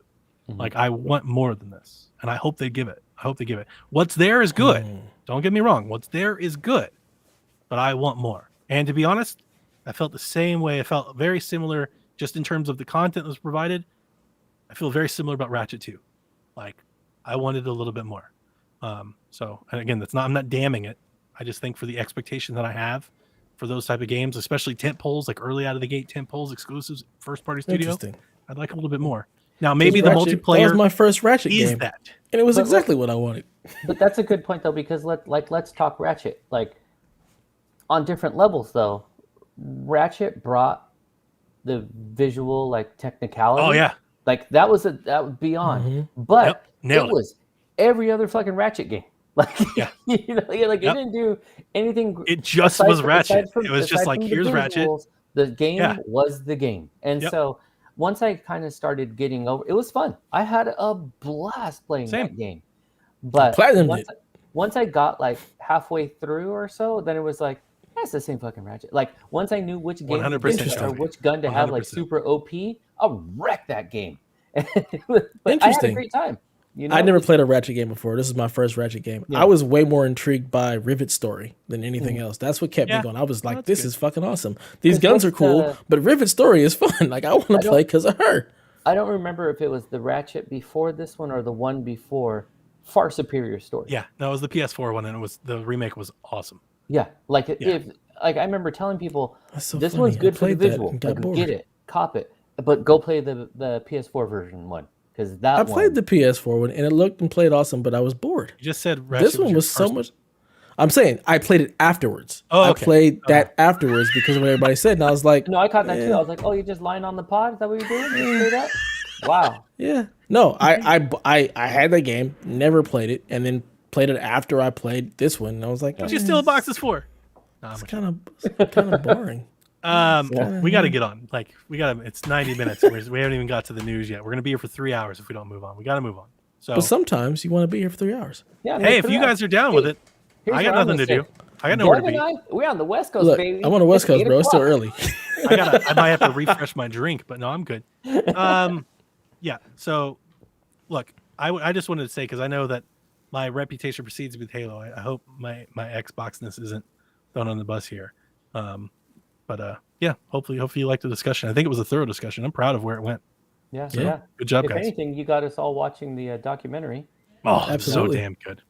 And I'm going to keep playing Halo. Like 4 to 5 hours. I might just dip into the Halo campaign, kind of knock that out. You'll burn right through that playing it all. I love it, man. You know me. I'm trying to be out here being a 2-pump chump. I'm not trying to get into foreplay and all that. That is him. That is Chaufie, 100%. How can I finish this as humanly possible, as fast as humanly possible? I got 2 pumps, maybe 3. Bang, bang. No, maybe 3. 3 if I had a whiskey. I'm like, all right. All right. With that, let's get into the news.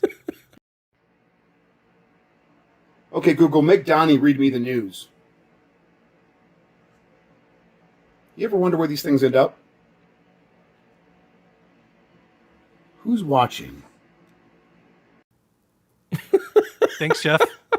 Appreciate the segue. We're definitely a week late and $1 short, but the Game Awards happened the day after we recorded last week. We're not going to go over everything because I'm sure every other video game podcast has already done that, but I will cover some highlights. It Takes Two wins Game of the Year. It also won Family Game, which I think is hysterical because it's a game about divorce. And that's a multiplayer game. Guardians of the Galaxy won Best Narrative. Deathloop won Best Art and Game Direction. Nier Replicant earned the award for Best Score and Music. Kenna won Best Indie Game, which I still feel is cheating. And Returnal won Best Action Game. Metroid won Best Action Adventure Game. And they have all kinds of rules as to why certain ones are ones and certain ones aren't others. Why can't we just give away 2 action games? We're splitting hairs over here. The Player's Choice Award. Space. Action game in a jungle. Exactly. We should have the best sword game, the best gun game, the best shotgun game. Right. The best sword game with 2 swords. Can you dual wield? Halo won Player's Choice Award, and I wrote down some questions if you had any favorite announcements or snubs. Deathloop was absolutely snubbed. My game of the year continues to be my game of the year. It's amazing. Yeah. Definitely got that indie snub. Like Hard. we could have just left Kino with the best like first game from a studio award and gave Deathloop the. Why don't we have multiple genres for indie games? Yeah. Oh my Why do God. we lop every indie game, which is like honestly, indie games make up at least what half of the library, and they're so drastically different. Yeah. Yeah. Because And it's like, Kenna what is a indie backed talking about? exclusive project by PlayStation. Yeah, it's not indie at all. It's not indie. It's at least double A. Like, come on. Yeah. Yeah. So Call this their like their first studio game, but like do it by platform. Best They indie won that game on award. They Xbox. won the first studio game award too. But I would love, like, we're doing action and action adventure. Why don't we do Yes, indie action ridiculous. game, indie racing game, indies? Yeah. You know, like, why 100%. don't we do those? Well, yeah, because you guys brought that point up last week, like putting was it racing and sports together? It's like no, they're not the same game. That's not man. right. Ridiculous. That's not. That's They're not. stupid. They're not. You could say best motorsports game if you wanted to, but it's not just all sports lumped together. Like that's just nonsense. Now, I got Some this big question for you highlights. guys, We got 'cause- the Alan Wake 2 reveal trailer. It's coming in 2023. Cuphead is getting their last course DLC in June. Crossfire X is coming out February 10th. Tunic arrives March 16th. I've completely lost all excitement for that game. We got a trailer for Horizon Forbidden West. We did see the Matrix Awakens. We didn't even talk about that, Dev. I did play that demo today. My big takeaway from the show was absolutely the Hellblade 2 gameplay snippet, which I thought was amazing. I thought it was incredible. We saw where did you separate the gameplay from the video though? the moment it swung around. I mean, if you've played Hellblade, like you knew when they were in control of Senua. It was like, oh yeah, they're It taking. just felt a little too Killzone reveal to me, where it was like, wait, is this one of those like, deep hey, like Did you play Hellblade? Yeah, it was Because awesome. Hellblade legit has moments where you don't know if you're in control yet. And I think Uncharted does too. I don't think that's as crazy as people were making it out. And this is not a knock to Hellblade. Like I will probably buy an Xbox just to. I don't know. Actually, I actually think it's a pro. Like the game looks so good that there are people questioning if it was a game. They're like, wait a second, because that's how damn good the showing looked. That's a pro. Phenomenal, but I wasn't sure. Like I said, if you take it back to that deep cut of Killzone, where they were like, "Yeah, this is like in game," and then they're like, "Well, I mean, technically, it was in the game, but like, we're just kind of running." No, an it wasn't. engine. It wasn't a full cinematic. Hellblade had a lot of. It's a very linear, small game, right? So it doesn't. I'm not surprised at all that it can dial up the effects, because they're not doing like a giant world and stuff. Like it is a linear game, so I wasn't shocked at all. Now, I was going to ask this question though, because I haven't played It Takes Two. What? Neither have I. What makes it like? I've watched trailers. I'm interested in it. It's very good. What makes it Game of the Year? In all seriousness, I haven't completed the whole thing. I did play probably about half of it. It might be the best co-op game ever made, and Really? I'm not exaggerating. The challenge with this game is that you can't just play it like with your wife. Like it's not one of those games. See, right there disqualifies it for me for being the best. And I think it does for most people. You need two average, adequate video game trained people because it requires video game functions from both of you to advance. Like platforming, heavy platforming, working together, doing puzzles, timing. You have to be able to do that. Like imagine if you had to play as Mario and Luigi and you had to both hit like certain jumps at certain times and certain switches to advance in a 3D space, spinning the camera around and doing that stuff. The best game to lead to divorce ever created. And it is. It has your a wife touching, is it not a actually gamer. has a really nice, touching story, and like there's feelings and stuff. It's good. I was first of all, I didn't watch the show. I never do. I just watch it online. I was a little stunned that they chose that game. I didn't think it had a chance, but I actually think of all the games that were nominated, I think it does more for what it was doing than some of those other games do. Like for a game setting out to be a co-op mandatory game, I mean, it crushes it if you look at it like and I know that lens is really small, but like what it's doing for that is next level. Remember I was saying like Halo is not doing anything really better than other games? It Takes Two is. It Takes Two does the co-op thing so much better than any game you've played that does it. Now, am I wrong in assuming that this is online co-op? Yeah, I think it is. Yeah, I think it is. Because even when I don't know if you can. No, me and my wife played locally. No, you can play local too. Me and my wife Well, played locally. I guess because that's the thing So too. Is I split don't want to screen? play local because if I played I couldn't play this with my son because he likes to frustrate me when we do co-op. Yeah, this games. isn't. That's why I had to stop playing with my wife. There were so many times I was like, "Jump, make Yeah. the." I'm like, ah, like. And I played it with Jack a little bit too. That's how I got further. But to be honest with you, the story really wasn't. Not that it's not bad or anything like that. It's just a little emotionally deep for Jack. And he wasn't into it. And I also didn't want him being exposed to like Which And, makes me marital- wonder how real did it marital win divorce. Family Game of the Year? Like that's I have just no idea. so Like, it doesn't make weird. any sense. Well, they left out broken part. Broken Oh, Family okay. Game of the Broken Family Game of the Year. Hey. Got you. Like divorce only applies to families, right? So I mean, I guess it's hey, look, it is every bit as part of family as marriages. Yeah. I mean, Can't argue with that, right? Was Nope. Delvin in this podcast. There are no Like, it's lies not- told there. But it is interesting because it's not like what you think of when you think family game, like happy, fun, let's all play together. It ain't that. It's definitely not that. But it is very good. It is very good. It's so much better than his last one, the prison game. God, I it's enjoyed 10 that times one. better than that game. And I would agree because like seeing what I've seen in like videos and gameplay and stuff like that, like yeah, totally. Like the prison, what was that? No Way Out? Yeah, no way out. Me and Kevin Like- played that, and it was, God, It was bad. it was fun, but it was just a lot of like it was Jeez. very simplistic. Oh, it's You know, corny. You Like turn just the knob, that goes acting in and here. the dialogue was Oh, yeah. awful. For sure. But this one, watching it, I really, really want to play, and I'm a sucker for like a really good story too, especially is. like a family one. Emotionally so I heartfelt want to thing. play It's it. good. But You should play with your new best friend Delvin. You guys Yeah, should if you play it together. as a guy, one of you have to pick the wife. It's gonna get a little weird. You watch these cutscenes. I'm trying to, like I said already, I'm trying to divorce him just on spot. is I'm gonna cut him from that podcast on shame. this podcast while he gets cut from this podcast too. It is Nice. a shame that they Oh, don't wow. have like a computer that you can play with because I think I know tons more people would have experienced this game. And actually, if you could have done that, I actually think the game of the year, it's being worth game of the year, I think stands. And I think people would know that if they played it. Yeah. Yeah. The Texas Chainsaw is the latest horror IP that's trying to be Dead by Daylight. Like, I'm so over this. I thought it was just a Dead by Daylight add-on when I saw it. Final I was like, Fantasy Intergrade is coming to PC. I believe it's the announcement for Spoken. Got another trailer, comes in May. The big news, I think, some of the big news, Quantic Dream's Star Wars game Eclipse came out, and you guys know how I feel about Star Wars. I hate to admit this. Looked pretty good. Dude, it Probably didn't look gonna like play that anything. game. It didn't look like anything. I'm sorry. Anybody who's hyped for this, like I that's like not the a trailer. game. I like That's the not a trailer. game. It's not even. It's a story. That's Okay. I'm so Yeah. frustrated. I'm like, what here the for fuck is this? What is Dude, this? well, I like Detroit. I'm here for it. Let's do it. We've got some hammers. There's some lightsabers. But then when I read the blog, like the blurb about it, I'm like, oh, I don't want to play this at all. I have Slitterhead from old school Silent Hill folks is going to be a game where people's heads split open and stuff. We saw a trailer for Wonder Woman.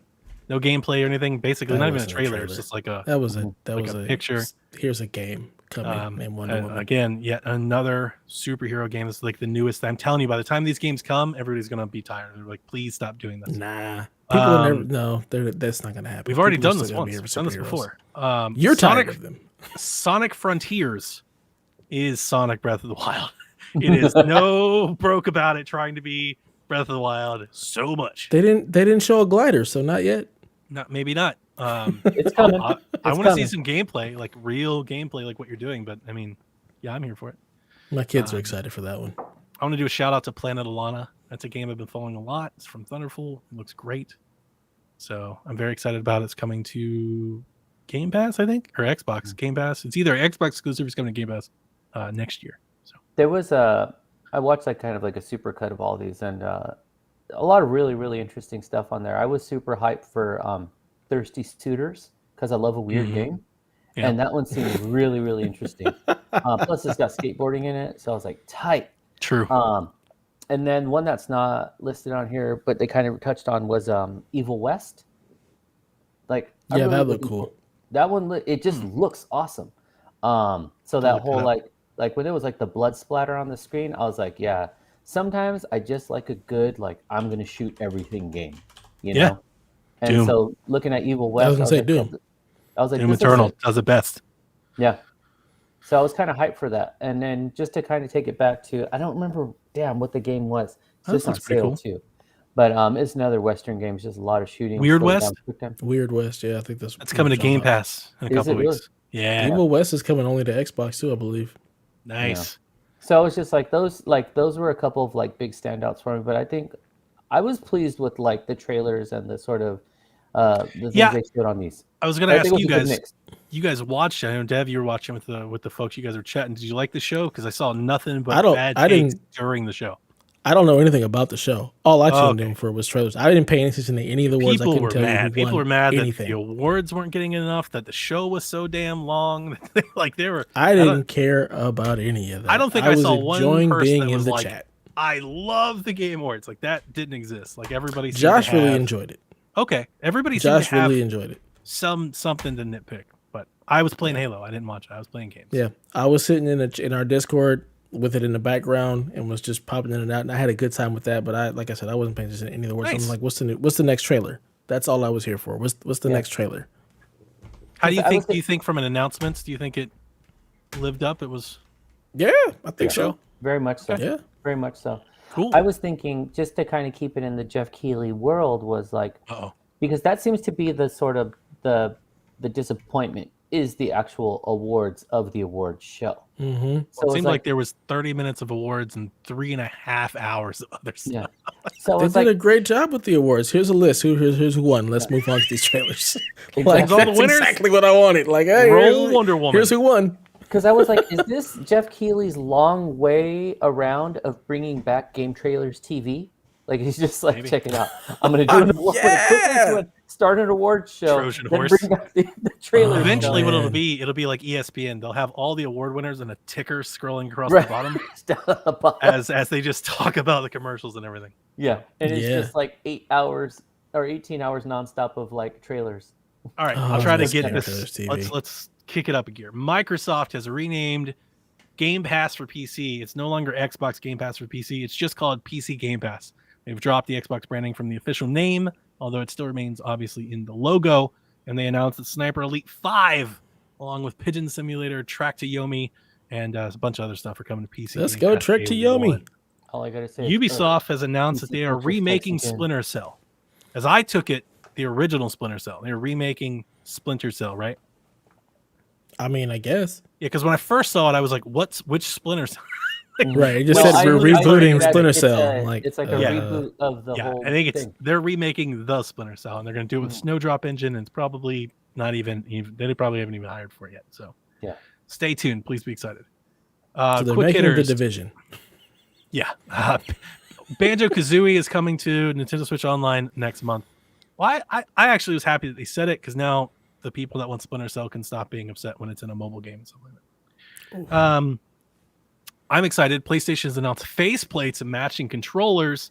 And we have a question for Brendan who says, why the fuck are console makers afraid of making hardware in atomic purple? Nobody wants to see the insides anymore, I guess. I don't know. I love purple. It's my favorite color. I am not digging the shade of purple that PlayStation has chose. Good. Fuck you. I love it. I don't like it was at all. like, man, this purple is beautiful. Oh, I no. love it. I don't It's like that shade of nice, purple. No, deep that purple. I that love it. blue. Right? That blue is hot. Like that blue looks nice. I'll say this: all of the colors, I actually really like all of them. The blue, Oh the god, purple, the they've pink. got two pinks now. They've but got they- hot pink. Okay. and regular Look, pink. your cones are broken. You're colorblind. No, clearly. your cones are broken. They've Your got two cones are pinks. broken, sir. It's not red. They've got two pinks. They've got a not so great purple, but they have a fire blue. And they finally have black. Here. They've I'm got gonna blue. You're say, just listen- you're spitting so many wrong things out. Yeah, of your I'm mouth. just gonna It's say, just insane. in general, I think the majority of the room agrees that Donnie is frequently wrong. So we Yes. can move All of back our to- PlayStation 5s, one of ours is awesome, and it's mine. So You don't until even have a guys PlayStation make 5 your as far as I'm PlayStation 5s concerned. awesome, It doesn't exist. I believe you don't have I'm a the PS5. expert on this panel. Of all the Absolutely the people fuck whose not. PlayStation 5s have been I'm pimped sorry. and popped, No. If you I'm if you the go expert into here. our Discord, my PS5, especially if you ask TPR, is the best looking PS5 he's ever You seen. have the ghost. Yeah, it's nice. I admit. Wait, it's hold nice. on. I forgot Just about to it. just Forgot to about it. resurrect Delvin real quick, is it the goat of the PSVG PS5? Don't do that. Don't do that. Listen to me. Listen to me, okay? Okay, I'm gonna do this. Real quick. Chaufie, that's one. Okay, you've been extended an invite here. If you do it again, okay, Just let you know. That's one. That's one. The faceplates are $55 each, and they come with matching controllers. I plan on ordering at least a set or two. I'll probably end up with that purple. I need to see what that purple looks like on a console. In real life. Yeah, let me see what it looks like on console. I'm that not was with digging fancy like lighting. this galactic thing that they're doing. Like, why the space theme? Why are all the colors? Why not? Why not? MPD is in. November spending was down 10% year over year, while year-to-date spending on video games as a whole was up 9%. Video game hardware dollar sales declined 38% compared to last year, falling to its lowest since 2016. Obviously, the claim that's being made by most experts is because of supply. Switch took the crown for the selling the most. Xbox comes in second. So we heard about the great Black Friday that Xbox had in terms of selling systems. But now that we have context, it didn't even outsell the Switch. Not as good or bad. It didn't. Call of Duty had both the top two spots in games being sold. So you remember how Call of Duty Vanguard was down 40% and nobody was buying it, and Activision and all that? It was second. Vanguard was second to Call of Duty Cold War from last year. So yeah, that's what you got. Followed by Madden, Major League Baseball, Battlefield 2042, Resident Evil Village, Super Mario 3D World, and Pokemon, and then bringing up at the end Spider-Man Miles Morales. Last news story before we get into some questions. Today we had an Indie World over on Nintendo Switch, and we got a question from Kyle. What were you most excited about from today's Indie World Direct? For him, it was Sea of Stars in the intro because it gave off a lot of Chrono Trigger vibes. What other indie games are you intrigued are getting on the near future? I was excited for Ollie Ollie World and River City Girls 2. I will get both of those games day one. Obviously, we have a Nintendo Shack show. Go listen to the Nintendo Shack, the best Nintendo show in the world. And they'll tell you all about this. I expect that they will like it a lot. I think this was the cutest, nicest, cute, charming presentation ever. I have to say this. I am so over the pixel RPG game. I feel like I've seen so many of these games on Switch. Every time I see one now, I'm just I get it, guys. I'm glad you said that, I because get that it. was one of, we that like was one of the cute notes. pixel games. I get it. That was one of the notes I had written down was aside from what you said, River City and Ollie Ollie World, I was like, the Switch just feels like an RPG machine now. It kind of does. It definitely, I was definitely thinking when I was watching the show, I was like, I wonder if I'm still in this demographic anymore. There just seems to be now I say this, I don't want to sound like a hot take. I'm extremely excited for what Switch has to offer in 2022. I already have 6, 7, 8 games pre-ordered, very excited. But just the last 18 months and with just this direct, just focusing on this direct, this indie show, I was just like, man, none of this is for me. Yeah, because I was like, if you're an indie fan, if you're an RPG fan, then you were stoked. This was that's why I said show. listen to the Shack, because Garrett and Rebecca's gonna love all the cute games. Garrett's gonna love all the RPGs. You're gonna find a lot of love for both of them, and if Elaine enjoys them, you're gonna find a bunch of love for all. I think they're gonna be hyped from the show, but the show didn't do much for me. I didn't even know it was a thing. Didn't even know it was a show. Okay, with that, we are through the news. Dev, take it away for questions. All right, let's just jump right into it. First question from @TheWinterGamer. He says, which co-host would you sacrifice to get to podcast with Sean Moore? Kevin. The answer is Delvin. We've already kicked him off the show several times today, so why not Delvin? That's true. Yeah, You can't sacrifice Kevin when he doesn't come on any shows. Well, see, that's the fun part, right? He quit on me, so this is my turn to pay the favor. Yeah, because you can't knock off Dev because he's got beautiful white teeth. So it's wow, that just wins. Look at that smile. Come on, can't harm that. That I was not expecting. Dude, I'm not firing any black people or people of color. I'm not. Are you serious? Have you seen the world? Absolutely fucking not. Absolutely not. No, Donnie, on the other hand, you need the salty guy. You don't got the salty guy, you don't have balance. Oh, that hurts. I don't feel like Donnie is the salty guy at all. Damn, you don't listen to any of your shows. Let me go back to when you were starting talking about I used to be the hype man. Now I'm the salty one. I'm Kevin. This fucking guy Oh starts talking shit! about When how did this he happen? hates this game. Donnie in a nutshell on PSVG. Okay, so hear me out. I like the game. Now It's here's true. why I don't like it. Eh, But I used to love True. it hasn't but been a it's not great that run. good. I haven't been on a great run. it. I mean, if you listen to who was it? Grouchy Surge's question last week Oh God, about damn, like Kyle, that hurts. all of these. Ooh, eat the salt. Good job, Kyle. Winner, chicken dinner. But yeah, Donnie's had a rough year with games. Everything he wanted to love just didn't really hit. So But been a rough I'll year. give That's you know Thor and what? Kenna did though. Yeah. yeah, those were great. I'll say Fantastic. Two. this. I usually finish about 22 games a year. I've only finished 8. And because of that same reason, though, nothing's clicked. There hasn't been By much where I'm just finishing 22 games, you mean 22 games of Fortnite, correct? Because no, I'm talking full roll credits cross? and everything. But like it just I don't know. It hasn't been that year. I've actually gotten comfortable with not finishing games where I'm just like, this game, it's just not there. So I'm just gonna stop. we need to normalize that. If you're not enjoying the game, you don't have to feel Yeah, you compelled don't to have to. finish You it. know, You know me. Dip the nobody knows. fuck I'll out. bounce in a heartbeat. But to bring it back around, yeah, Delvin, dead. Yeah. Pick him Elaine off, would he's come done. back and then murder us all. So you wouldn't do that. This might be going a little early because I'm sure I'll talk about some of this on the favorite game show, but indie games I'm looking forward to, Oxenfree, Teenage Mutant Ninja Turtles, the Endling game, TMNT, if it yes. reviews well, I'll probably do the House of the Dead remake, Weird West, The Last Night if it comes out, Blood Bowl 3 game was really good. Blood Bowl. I'm gonna do Curse the Golf, the Callisto Protocol, that Dead Space thing that we saw at E3 last year. I don't know if that's coming out next year or not, but I'm excited for that. The AEW game, the wrestling games. Mhm. Okay. So those are what's on kind of like on my to-do list. Sweet. All right. Next question comes from Adano12. He says, what made you go, you know what? I disagree this week. It can be a tweet, event, announcement, or a simple statement said in the convo.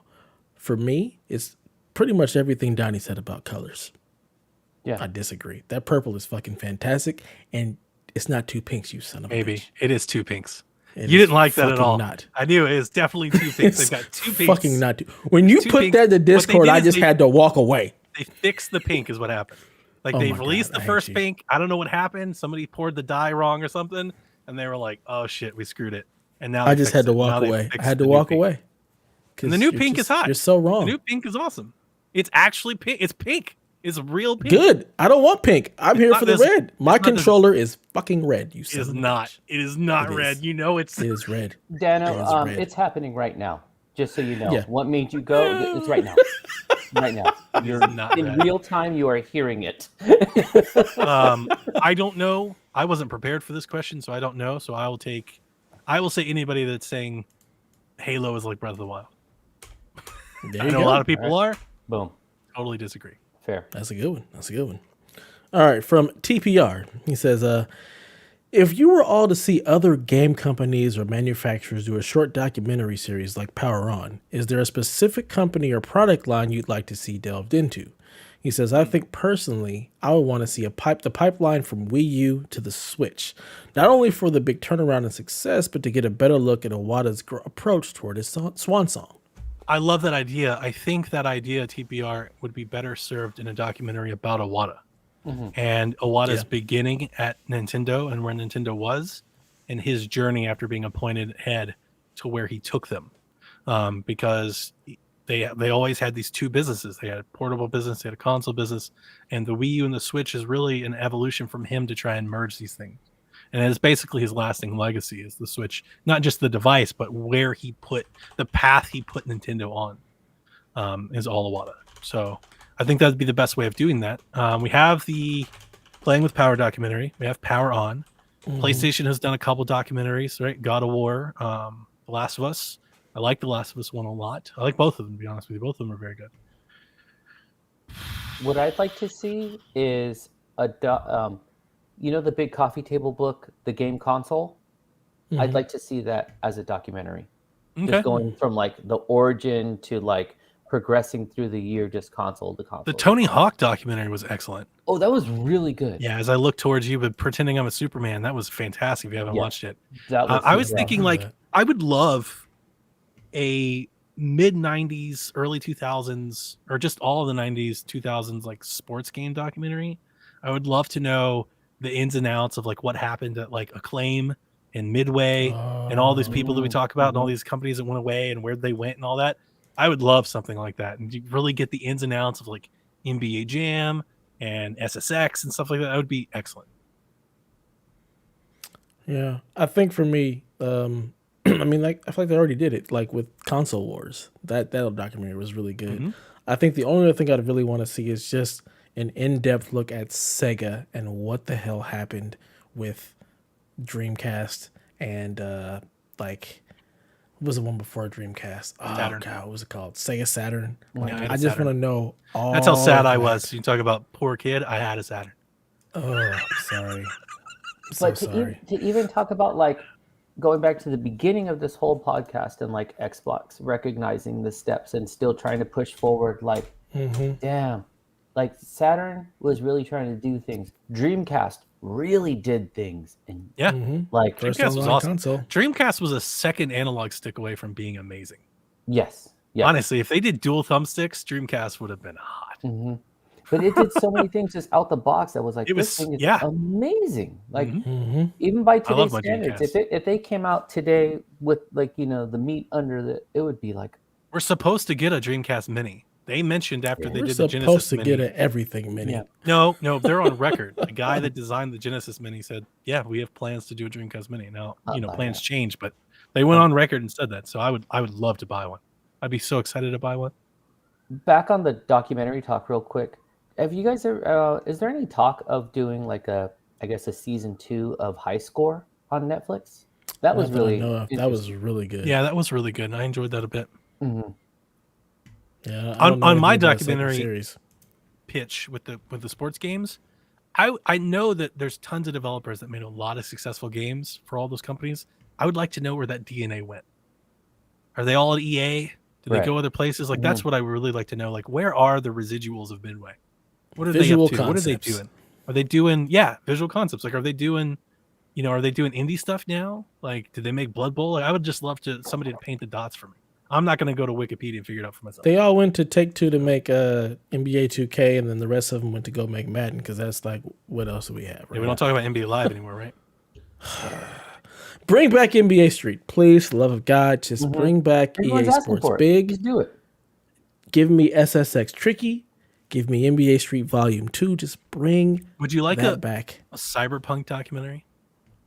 Not really. Not yet. I'm kind of the Not same. I yet. think that horse has been beaten.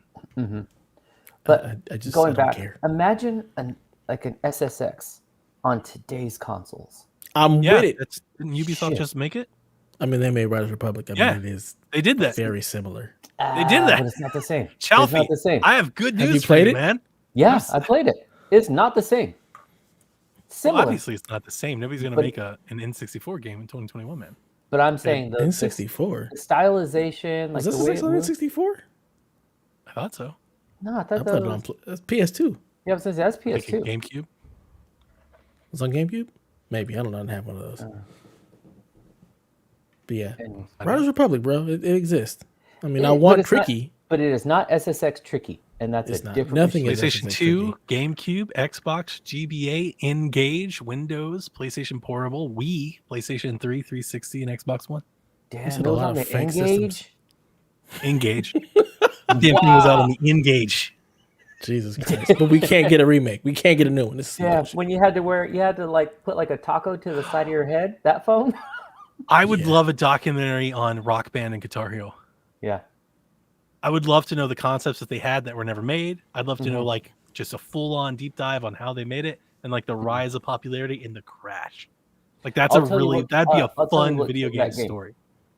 Because my wife Music did licensing. licensing for it, and she Music says licensing is what killed it. it's what killed it. She saw it was impossible to roll over the licenses. One, it was a new concept of licensing music in this fashion, and so when they were like, "We're going to come up with a number 2," we already licensed it, and they'd be like, yeah, but we saw that you were profitable on the last one, Now and we you want all didn't that get money. it in, what is it, in perpetuity? So she's like, it's a new contract. You got drafted up. And so that's where you would get all these like missed catalogs. And it was just breaking their bank. So she'd be like, so like when you're talking about like Led Zeppelin and others, she was aware of these other ones in the works and having to do the background for it. And then they'd be like, yeah, we're not coming out. I mean, it's crazy now though that they've got Rock Band 4 and it's got like 2,000 songs in it. Yeah. But they're just but that's the point though, is that they're just keeping Rock Band 4 alive. Yeah. And not making a 5. It should have been the model the whole time. Yeah. It's honestly God truth. They should have never made it to it. It should have just been Rock Band and keep Rock getting Band. music. Yes. Just keep getting music. But I would love the story. And it'd be a good story. Oh, I think so. Imagine the magical moment when some engineer took a video game controller and made it into a guitar and like they I was just about to say, making the guitar. That's magic. Like that's magic. That's Connect. That's Wii. Like they for you hit a button and a music note played and you were like, holy shit, this is gonna be huge. Did you guys ever play Retrograde? No, Never I don't heard think of it. so. Okay, you played the guitar, and it was a spaceship that the whole game went in reverse. And so as you hit the notes, you would like undo like the explosions and the crazy. fire. It's a Just the broke my soundtrack brain. is amazing, but the gameplay was like a ton of fun. And so you just same thing. You went down the scales on the guitar, and it just was like, and so like with the beat of the music, that's how it, like the one ship attacked the other. It was really cool. That's cool. Yeah, look it up. YouTube that. We'll have to do that after I I'm not watch gonna do Power On. I'm not gonna do that. Send it to me. Chaufie didn't sell it. He didn't sell it. That sounds cool, but he's like, go do this. Like, I'm not gonna do it. All right. Big meaty men slapping meat has a question. He says, simple question. Would you rather be Batman or Superman? Whoever you choose, you get all of their abilities, money, etc., but you also get their villains. Yeah, you always if you can be Batman, you always be Batman. Dude, this is an easy one. Because I would choose Batman because Then you get Catwoman. Have you seen Catwoman in that suit? Dude, you see that play that visual game? Yeah. See, here's the thing. What is the visual novel Batman, the Telltale Batman? Dude, Catwoman, the Telltale Batman had me drooling over my Yeah. Oh, they got down. So here's the question, though. Why can't you get her a Superman? Is that she wants you, too. You know what I mean? You know, like, yeah. See, I'm just going to be Superman, and I'm just murdering everybody. Like, Damn, that's dark. That I is don't care. So because here's the dark. problem with Batman. He don't get rid of none of his villains. Yeah, but he's I'm getting rid of them But he fuckers. keeps it fun You though. want to be clapping cheeks? Nah, you want to just be murdering? I'm going to get rid of them, and then I'm clapping cheeks. Like Now, don't get it look, twisted. in Superman's I'm defense, sexy Superman. I if we're make this going look off- good. If we're going off the movies, just bag Amy Adams, and that is like God tier woman for me. That is again, top yes, shelf. we're good. Who doesn't love Amy Adams? I'm going to take Superman's That's the only powers damn good because thing about half of those movies is the fact that Amy Adams is in the movie. Superman is invincible. You know what I'm saying? Why would I want to be Batman if I can be Superman? I don't have but to Batman's be cool. goody two shoes Batman's Superman. cool though. Superman's not cool. Batman's I can cool. put on Batman's suit and be Batman and See, now Superman. you're breaking the question. The question is you get to be Batman. Superman isn't Batman, so you can't do that. You have to be Superman. Sir, Tights and I'm Superman. I do what the fuck I want. Now, see, But now he you're, doesn't. You're Superman not has a answering the code. question. He doesn't do No, what he see, wants. they didn't say you have to be and act as Clark Kent because if I got to be either one of these fuckers, I'm not Would you being either rather one of them. be It is Batman I'm gonna be or Joker. being Superman. I'm gonna be not Joker. working, no job, no newspaper. The fuck? I am Batman. Because if that's the case, then I'm not I'm a Batman. billionaire. I'm just Bruce Wayne all the time, Right. balling in the streets. I have a butler. Yeah, Right. no, I hate them both. And then I people hate this don't know I'm question. Batman. So now I can just like be free to be. It's definitely Yeah, Batman. this is Yeah, awful. for sure. It's Don't- absolutely awful. Batman. You see, Dev, you see what you did, man? Now I'm on Donnie's side. Who is Why? even Superman's like best villains? Like who are they? Lex Luthor. His Dude, come on, nobody would say It's really the only one. That's awful. Why would you Talking hang out about with the him? Joker and Penguin and shit. Like I'm absolutely. murdering them all. Can I be Batman and murder them all? Can I get rid of them? If Can No, I Batman finally doesn't kill murder them? people. he can, but he chooses not to. Yeah, you can't. But again, I'm Batman. No, but you're Not the ruining what reverse, you- right? But you're changing what Batman is. You can't. You got to be Batman. It doesn't say that in the question. Literally, It just said I get their be abilities, Batman or money, Superman. etc. In the But I also spirit get their of the question. villains. Yeah. No, it literally says B. It says B. Yeah, be Batman. Be Batman. don't Batman wanna doesn't be kill one of him. them. He can't be Batman. It is what it is. Sounds like he wants to be the Joker. Pretty much. I think that's Basically. yes, that's the answer. I'm here for the That's chaos. what he All wants right. to do. I'm here for the nonsense. I'm here for the shenanigans. I'm here for Harley Quinn. You know what I'm saying? No, who's and- not? Who's You know not? what? Can you listen? Hold on. I'm going to restate. You're this not question. wrong. From at big meaty man slapping meat. Simple question: would you rather be Batman or Superman or the Joker? The Joker. The Joker. Let's just cause some chaos. Get and it? I think it nonsense. depends on the universe. It depends on where I am. Which Catwoman? It really depends. What are we talking about here? Okay. There's a lot of different questions for man. Christmas. Now I'm getting real geeky. Like, what universe are we actually in? Okay. And this coming from the We're man talking who Halle hates Berry. superheroes. We're talking Amy Adams. We're talking video games. What are we talking about here? Yeah. Because the answer changes. Yeah. Not really. All right. And our last question for the night comes from Brolin. He says, which game are you most excited to play over the holiday break and why? First of all, what the fuck is this break you speak of? Okay. Right. Oh, I I get got one it. day I off. start Saturday. I'm out. I Vacation. get one day. I don't know. I what got to this work is. New Year's Eve. So I got one Oof. day. I get 2 days. What? I'm going to work on finishing up Halo. I'm still playing Forza. I'm still playing F1. So, but here's the thing. I've got these games that I should play because I have access to them. They're brand new and I've never played them, like Guardians, like Riders Republic. And I got to tell you, I just have zero urge to play them. So I'm probably not going to. And the other day, Josh got a Switch OLED, and he was asking what games look great on the Switch OLED. And he had me booting up some stuff. And I started playing BioShock on OLED. I was like, this is pretty good. I could go for BioShock again. I could do this. And I started playing Astral Chain. And I was like, oh, this is pretty good. And I started playing like Mario Rabbids. I might just play something I've already played before. I might find a good little game and settle into and just kind of play that instead. Curl up on your couch with the cats, play a little Switch. Do a little BioShock, man. I haven't done the original BioShock since my first playthrough. Damn. I've never done BioShock 2. It had bad reviews when it came out. But I've heard the DLC is amazing. But I love BioShock Infinite and I love BioShock. So I was thinking like jumping into BioShock 2. But I don't know. Something tells me I need to play BioShock 1 before I jump into BioShock. It's been a long time. We're talking like 8 or 9 years since I played BioShock. It's been a long time since I played BioShock. I barely... Like, if you're asking me BioShock, the only thing that floats in my head is Infinite. Like, I'm not really remembering anything from the original BioShock outside of, like, Rapture. Like, the scenery, the music. Like, I know that. Like, the story and all that, I don't really remember. So, I think I'm going to play BioShock. I love that game. In that respect, I can't replay games. Aside from the DLC, like, the DLC was good, but BioShock 2 was good, too, because you played just... I think people just didn't like being the... what is it? The Big Daddy? Yeah, Big Daddy. But it's fun. BioShock 2 also came out. There's this weird time in my timeline of playing games from like high school through college. Like my early college years, I was just so busy. My gaming fell off. And I think that's when BioShock 2 came out. So like there's this like 2 or 3 year period where I only played like mega hits.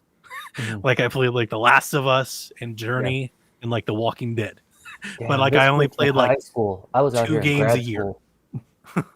That was your high school? Yeah, I was also, I think, out of college at that point. Yeah. That's because y'all. I never played the original BioShock. I mean, I'm saying, no. I'm just old. Chaufie is old for the earth. Old for the earth. That is true. Not for the club, but for Right. the earth. The earth. You have a bunch of pregnant old bitches running around.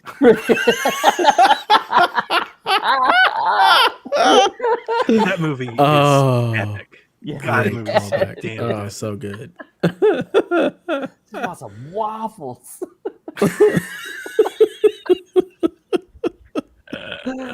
Oh, I didn't rewatch it. Oh, man. So good. I don't know what game I'm going to play over the little vacation that I have. I have no idea. I'm probably just going to keep playing Guardians so I can finish it. Guardians and Halo. That's probably Same for it. me. Yeah, I might just jump into Halo just to see what's what, knock it out, then do Guardians, and then finish up Pathless. I'm lying. Oh, Donnie has a I'm game. lying. You know he's got it. He's got a calendar. Let's see. He's got notes. The we Gunk. learned how to play spades. The Gunk comes out Friday. Definitely playing the Gunk. Oh, It's the from Gunk usually Thunderful, comes out Image and Sundays. Form on Game Pass. Okay. Definitely gonna play the Yeah. Gunk. I don't know what that is. Did you just say you're learning how to play spades, I Chaufie? said I need to relearn how to play spades. That's my goal for the winter break. How do you forget? How do you forget? You I got no don't one to play forget spades how with, to man. play spades. Dude, Spades no long. lie. I played the Microsoft Solitaire collection the other day. So like on Game Pass, they put on PC. Because I had my And you PC calling out. us old? I had my PC out and I was bored and it was just there. Like it popped up first and I was like, I forgot all about that. And I clicked on it and I got You all play the some spider solitaire. solitaire? Right? Right? God, you want to call Yeah. us old and you out here playing solitaire, son. Right. Don't hate. On purpose. On purpose. On purpose, right? I was None of you that were talking on about how bored I purpose. was. I was bored. Yeah. Yep. That's Yeah, real. you got That's way real. too many games to be bored. I don't know how that's possible. Well, I was Yeah. at work. Hey, but real What quick, that mean? before we do Switch anything sport. else, can we have a little car talk? I want to hear about the Oh yeah, we can talk cars. Let's talk. Chaufie, you and I have got to get Dev in a car. So here's the thing that Yes. nobody knows. Listeners don't know. Chaufie doesn't know. I have been sending Dev Too Fast, Too Furious gifts for days because me and Dev are Get in Paul on Walker and Tyrese, 100%. and it works so much. Like there are little squibbles and quibbles and back and forth rant. Like there's so many gifts that make so much sense in our daily lives. Yeah. We've got to Oh, get him in a God. car. We've got to Yeah, get him in man. a car. Yeah. How do those rims feel? I know. Okay, so Oh, Donnie's got my the sweet God, car. He's got new rims. You got 20s, right? 20s. I Keep 'em clean, keep 'em absolutely. clean. I was terrified that I wasn't going to like them Mhm. because you cannot find a picture of a Challenger or a Charger with those rims on it. Mhm. Like I couldn't see what it looked like, and it was Yeah. driving me nuts. And it felt like I was going out on a limb. Mhm. I felt really, really good when I went to the tire place, the wheel shop. The guy that was helping me had a Scat Pack. He's got a Hellcat out in the drive, and he was helping me all the way. He knew exactly what I wanted. I was like, I want the staggered tip. He's like, Nice. yeah. He's like, you want the Challenger Special? Let's get to this. And he did it for me. I was like, and I told him, I was like, I like the classic look. Nothing against the modern, muscle stuff. It's just not my bag. Like the reason I got the Challenger is because it looks old, and I want to make it look as old as possible. I want to keep it true to like its heritage. And he's like, yeah. He's like, you want classic 5-spoke? I brought him 3 or 4 different designs. The one that I was gonna go with was the Vision, which is like a cheaper version. And he was like, dude, if you really want to do this, you need to do the torque thrust. He's like, that's the way to go. So that's what I went. And we went with the Anthracite Gray, which just really goes well with the It looks color, the really good. tungsten Challenger that I have. Like it just, Yeah. it's it's a I perfect was color. Nice. pushing And I you gotta away tell from you- that chrome. Again, you're colorblind.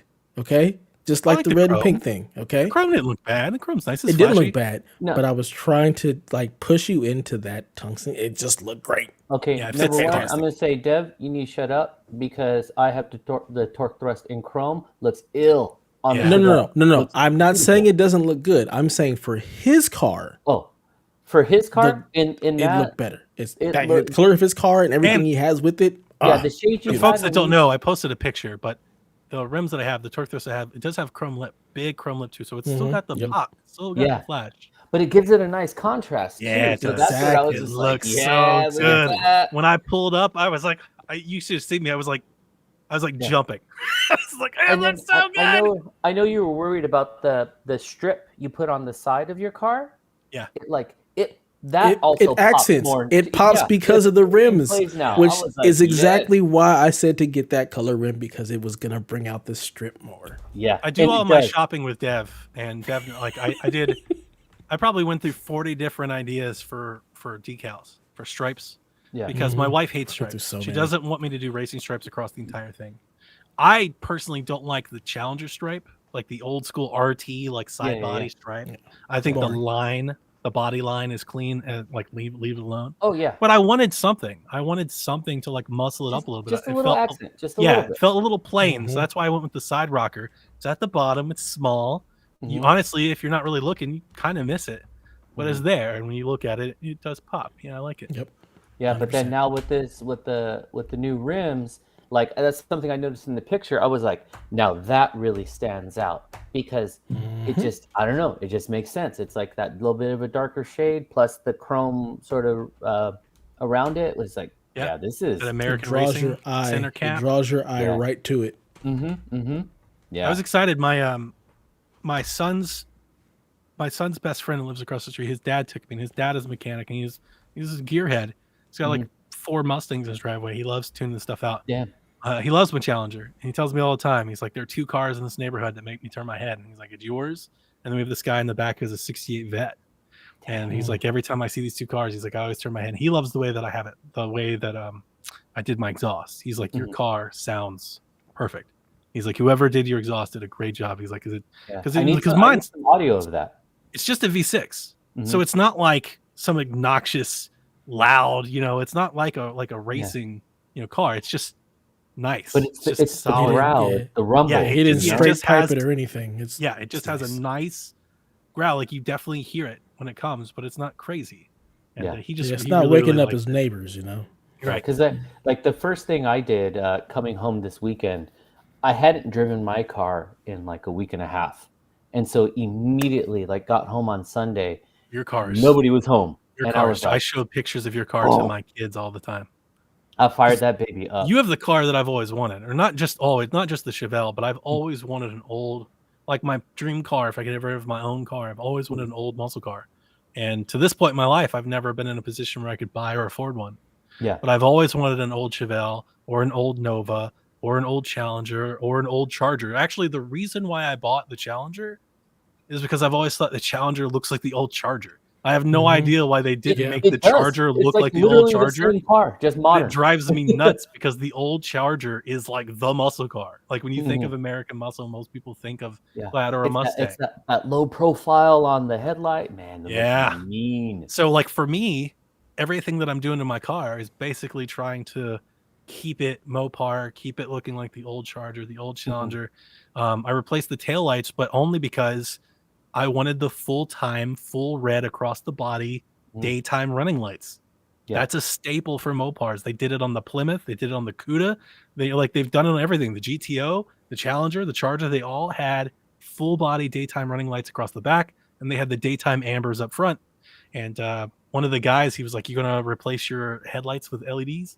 And I was like, "No, like I want the amber lights." And I guess the new school is like they think it looks old. I'm like, that's exactly why I want the amber lights. Like that is Challenger. When you see that pull up behind you, and you see amber and white headlights, you know what car that is. Yeah, and I like the new modern LED look on some of the old muscle cars, but at the same time, it's that old halogen, like just that orange warmth. I'm like, I can't get rid of that. I can't. And then I was telling you, like, so my dad. Okay, so for people listening, I have a 1968 Chevy Chevelle. It's been in the family since day one. Like my father's aunt bought it. Like it's like the only way you can get them anymore. By the way, like they're like if you want a restored muscle car, it's like $60,000. Yeah. No, this one we've got some hefty prices for it. So my dad drove it when he was young. I drove it in high school, and then when I came out here to college, I was like, I can't maintain this vehicle. I don't have the money, so it sat in my parents' garage for a smooth like 20 years or so. Wow. And then my dad was like, you know what? You have your house, you have a garage. Like, I need you to get this shit out of my garage. So he did everything. Beautiful classic car out of my place. No, but I'll show you the condition it was in because it deteriorated. And so I would love to see that actually. Yeah, I'll send you some stuff. It was in bad condition. One of my favorite vices is I watch these people on YouTube that pull these old junkers out of like barns and then completely detail and restore them. Oh, dude, like I watch infinite amounts of the Motor Trend channel, just nonstop. Same. I don't know how. Isn't that like the first mission in Forza? You got to go get that old bug. Yeah. It's exactly that. But so I was gonna say back to the headlights. Okay, so things my dad did differently in this car. One, when he was young, it was a straight up lowrider. I'm talking hydraulics, talking like little tiny rims. Like it was ill. And then when I drove it, I kind of wanted to go for the like sort of mix of like muscle and that. So that's why mine's a little bit lower. But on the front, sort of the hood, like I guess it'd be like above the grill, we removed that, so that's chromed out in the front instead of the same color. And then in the tail lights, they're like caps. So those he removed years ago and made them chrome as well. Yeah. Now you're talking like 50s stuff. Now you're like in Bel Air Continental territory. Because he used to have the big chrome dome like police spotlights in the front. Yeah. So he really went and did some stuff. But on the halogen headlights, there's these little like nubs, I guess, to make the mold. And he has these like little frame inserts. So instead of a round halogen on my headlight, it's a rectangle now. And so it gives it a little more of an aggressive look. Sure. And so, but if I go LED, it blocks the LED, and then there's those little nubbies aren't there, so I can't put those things on. I'm just like, well, I love the amber look anyways, like you're kind of saying. So yeah, I'm good. I'm if you like when I cross people at gas stations and stuff, or like people with like their Hellcats and stuff, I do get some side looks because by all accounts I'm doing like everything wrong. Like, you know, like I'm just it's like old school. I don't have the LED fronts. I'm not replacing my ambers. I've cut the exhaust. You know, like this is not like what most people are doing, like with their scat It's pads. because Donnie, in your soul, you're old for the earth. Yeah, no, but in my car, like I want it to be. I so badly want it to be old. Like I can't That's what I'm afford the saying. thing. In I your can't afford soul, the thing that I want, so I'm old taking for the the thing earth. that I have, and I'm making it that. Like as Well, much let as me possible. say this: there is talk of me going back out to Atlanta in next August for Yeah, we gotta Dragon take a spin, Con. man. So, But what Donnie doesn't realize is we're just gonna have the house party at his house. He doesn't realize that's. I Gonna mean, happen. Now you know what? You'll like this story. The guy I that said, I fuck picked, it, right? the guy Let's that I do it. picked up the car from the wheels yesterday. One of the kids that was working in the garage, and he's younger. That's why I call him a kid. He came out and he was like, you know, I got so excited to bring your car in. He's like, you know, I saw it. It looked so nice. He's like, then I got in and realized it's just a stick shift and it's a standard. And I was like, uh-huh. And I guess he was like throwing shade at me and I didn't even recognize it. And and I was looking at him and he just kind of like gave me like a grin, like he was making fun of me. And then I again, you have to remember that a lot of times I'm like in this space where I just react to things. I'm not really thinking. I was like, yeah, what the fuck are you driving? Like, where's your car? Yeah. And No filter. I love it. yeah, Good. the guy that took me, he just busted out laughing. I mean, the guy didn't answer me. He just turned around.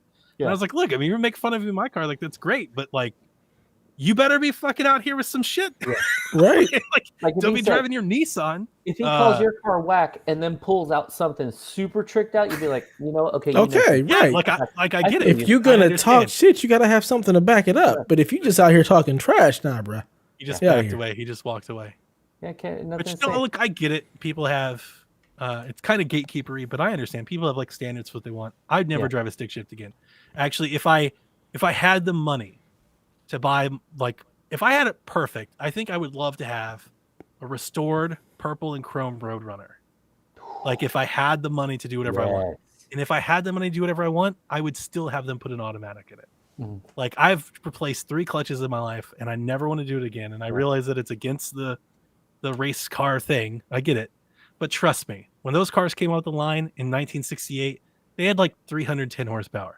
My standard V6 pushing almost 400. Like, like it's plenty fast. I'm not racing. I'm I was not. gonna say, are you racing anybody? Toretto out No, here. then who cares? Yeah, like no, it's plenty fast. It's plenty and I fast. think that's the thing to consider is that like make it your car. Like Exactly. everyone, like I've driven it around. People be like, "Oh, you're gonna do this? You're gonna do that?" And I'm like, "No, Yeah. no." This car is for me, not for you. And it's the way I like it. Like I like the way it feels. I'm trying to keep it a little more like into stock interior. I'm not trying to do anything fancy. My big piece is I need audio.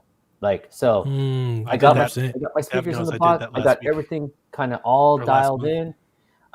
There's still minor tweaking to just get things balanced out because of the shape of the vehicle and its age, you know, so it's kind of like sorting things out. But let me tell you, I'm bumping. And Nice. it's like I'm out here making noise because it's what I want, you know. As 9 long times as out of as 10. long as you don't have like the aluminum cans in the back, as long as you have like some dynamite and we've got some clean sound and you're not out here just rattling, Well, because I that's don't the have. problem. that's what I I don't got to have- do. I don't I have got to subs drop in some the car. dynamite in there. I am rattling, and that is frustrating me. See, But Chaufie, I had to drop the system. You got to understand, it was gone. I believe it. But this is the advice my dad gave me when he brought it over, because I've done like trim on the interior because it was all weathered away, Sure. like all my weather stripping. Yeah, you And got to do that. He's like, this car is a project. He's like, so once a month, labor of change love, man. something, fix it. He's like, you know, you got your stereo in great. He's like, you got to do the dynamite. You do it eventually. You scrub this down. You take this thing out. He's like, it's just over time when it's a Sunday and you're like, I got shit to do. So I guess I'm My going to family- replace this thing. make so much fun of me for how much time I spend. They make fun of my cart, my pressure washer, and I've got all the things, and I got all the polishes, and I got all the waxers. I think I'm getting a new polisher for Christmas, and I'm like legit excited. This is when I knew Donnie and I had hit a new phase in our lives, and we're genuinely washed old men. When I was like, so tell me about the wax that you use. Yeah, because it's awesome, isn't it? What type of soap do you use? Hell yeah. We were hyped about watching. This is why I'm never going to be part of your car club. That Uno Protect, no desire. That Uno Protect wax and polish is for real. That shit shines like nobody's business. It's insane how good it is. Now, how often do you wax? About once a month. Okay. Yeah, that might be a little bit too much. I clay bar about once a season. It really just depends on how dirty the car gets. If it gets really dirty, I'll clay bar it and wax it. But I also signed up for the car wash subscription, so I can just like run it through for a quick wash whenever. So that tones it down a little bit, so I'm not out there because it is hard work. Don't get me wrong. Oh yeah, it's a lot to wax and scrub and polish. So I basically got it set now to where I'll do it maybe once a month, maybe once every 6 weeks, and then I'll just kind of take it through the wash as I drive it. But in most days, it sits in the driveway covered. Cover, and I got a cover tarp for it. I'm trying to look for it in my pictures right now. This guy, I might have sent it to you later. Long, beautiful, glossy black Cadillac. Nice. I'm talking fins, everything. Yeah. He told me too. He was like, I love those old Cadillacs. He lived in Whittier, which is a little bit, I guess, was the east of Long Beach area where I am right now. And it's a smaller, older community. So we're talking small homes, small garages. And he's like, we moved out to Long Beach because my car wouldn't fit in the garages there. So then he's like, got a big house, got a big garage. Fucking bitch still don't fit. So he sticks out like a foot and a half. He can't close his garage. And I was like, damn, that sucks. But the point of the story, though, is I was like, how do you keep your car so glossy? And he was like, I don't wax it often. I think he says he does a good wax like once a year. And then he does, and that's like a full buff wax. Yeah, see, that's what I do too. I want to clarify. The Uno Protect that I was pitching to you isn't a good wax. It is a all-in-one wax and polish. So it's really just a really nice shine. Now it's better than like the washes that you'll get, like the spray-ons. It's way better than that. But I wax maybe once a season, like a full-on real wax. And that's what this guy was saying. Yeah, he does like the full big buff wax once a year. He does like the, like you were talking about, like a regular waxing when you wash maybe every 3 months. But then he put me on to the Shine Box has a spray wax called Slide. And he's like, and that's the one I use really like often. He's like, and it's simple, just a couple of sprays, bump, wipe it down. Like he did it, like it was almost like he demoed for me. He was like, look, I'm just gonna do it right now. And I was like, damn, this stuff is Have you tried the Meguiar ceramic wax? Yes, I have. Yeah, so that stuff is excellent. If you get the blue or the green bottle, and what makes it excellent if you have the pressure washer is you spray it on and you literally pressure wash it off. It activates with the water. So there's no hand wiping, and it is really, really good.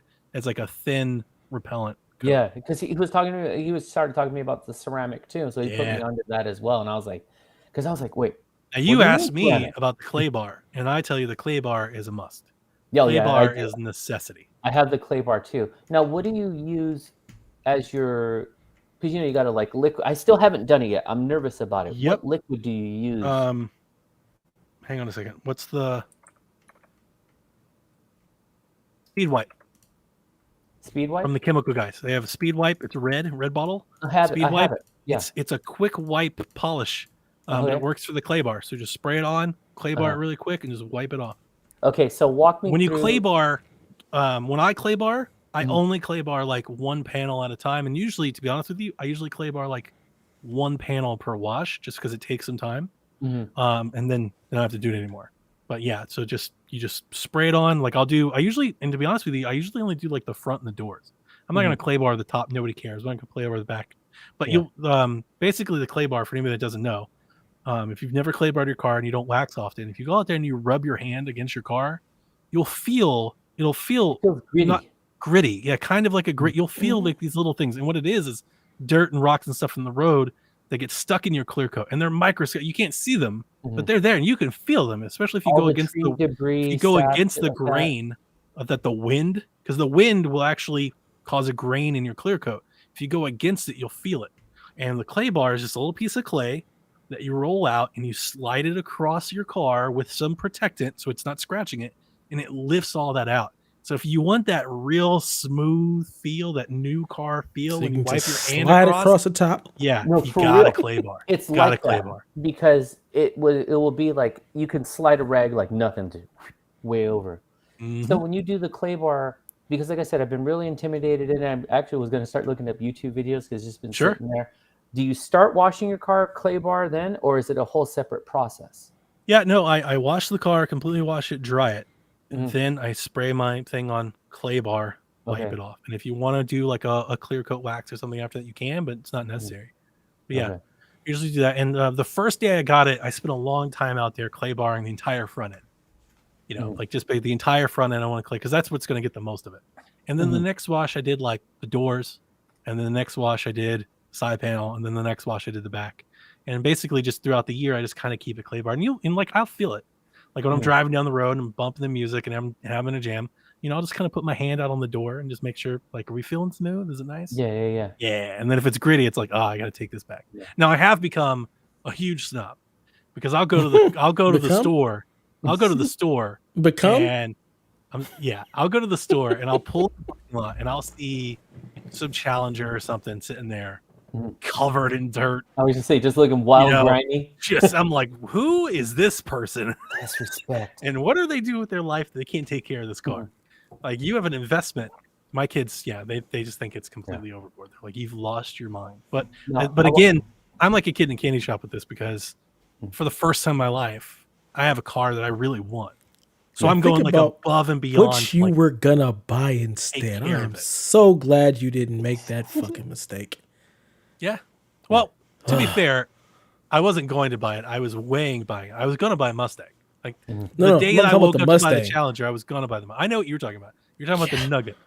Yeah. I wasn't going to buy the You were going to go in a different direction. I found the Nugget and was thinking it might have been a better, like a more responsible choice. God. I didn't want to buy it, and I wasn't planning on buying it. Like, I wasn't like, I'm going to buy this car. I was like, we have this option if we wanted to. But I was going to buy this Mustang, and my wife still kind of was upset that I didn't get the Mustang. Yeah. Now, Dev, real quick, because I know you've talked about your cars in the past. Very, very humble driver that you are. What? You have a nice car, though. You have the Scion, right? The TC? I have a Scion XB. XB. Not the TC. Yes. Now, if you the were 2010, go, so not as boxy. If you were going to get yourself like a muscle car or a tuner or something, what would be like? But that's the shit that I would want. Like, hell if I know, to be perfectly honest. Like, I'm just not into cars. I think Dev's more, and maybe I'm wrong, I would peg Dev more as like an import guy.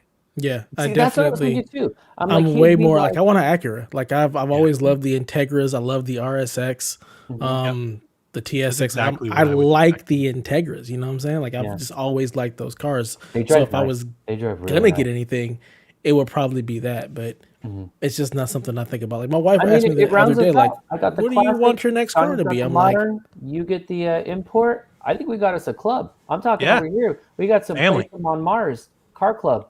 Boom. Yeah. Let's do it. People.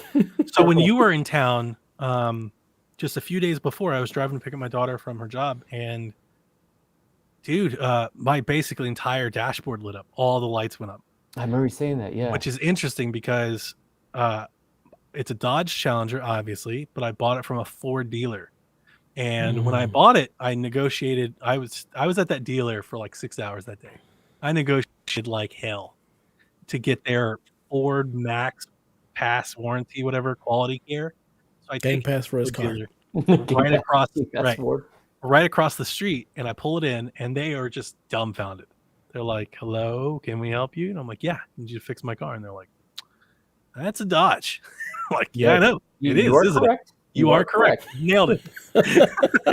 I got to pull out my gold star. Right. Good for you today. I got to pull out my paperwork and everything. I forget what it's called, but they have this thing, and I bought it. And it was like $3,000. It's not cheap. You know, they wanted like $6,000, so I got it for a good deal. But I own it for 120,000 miles.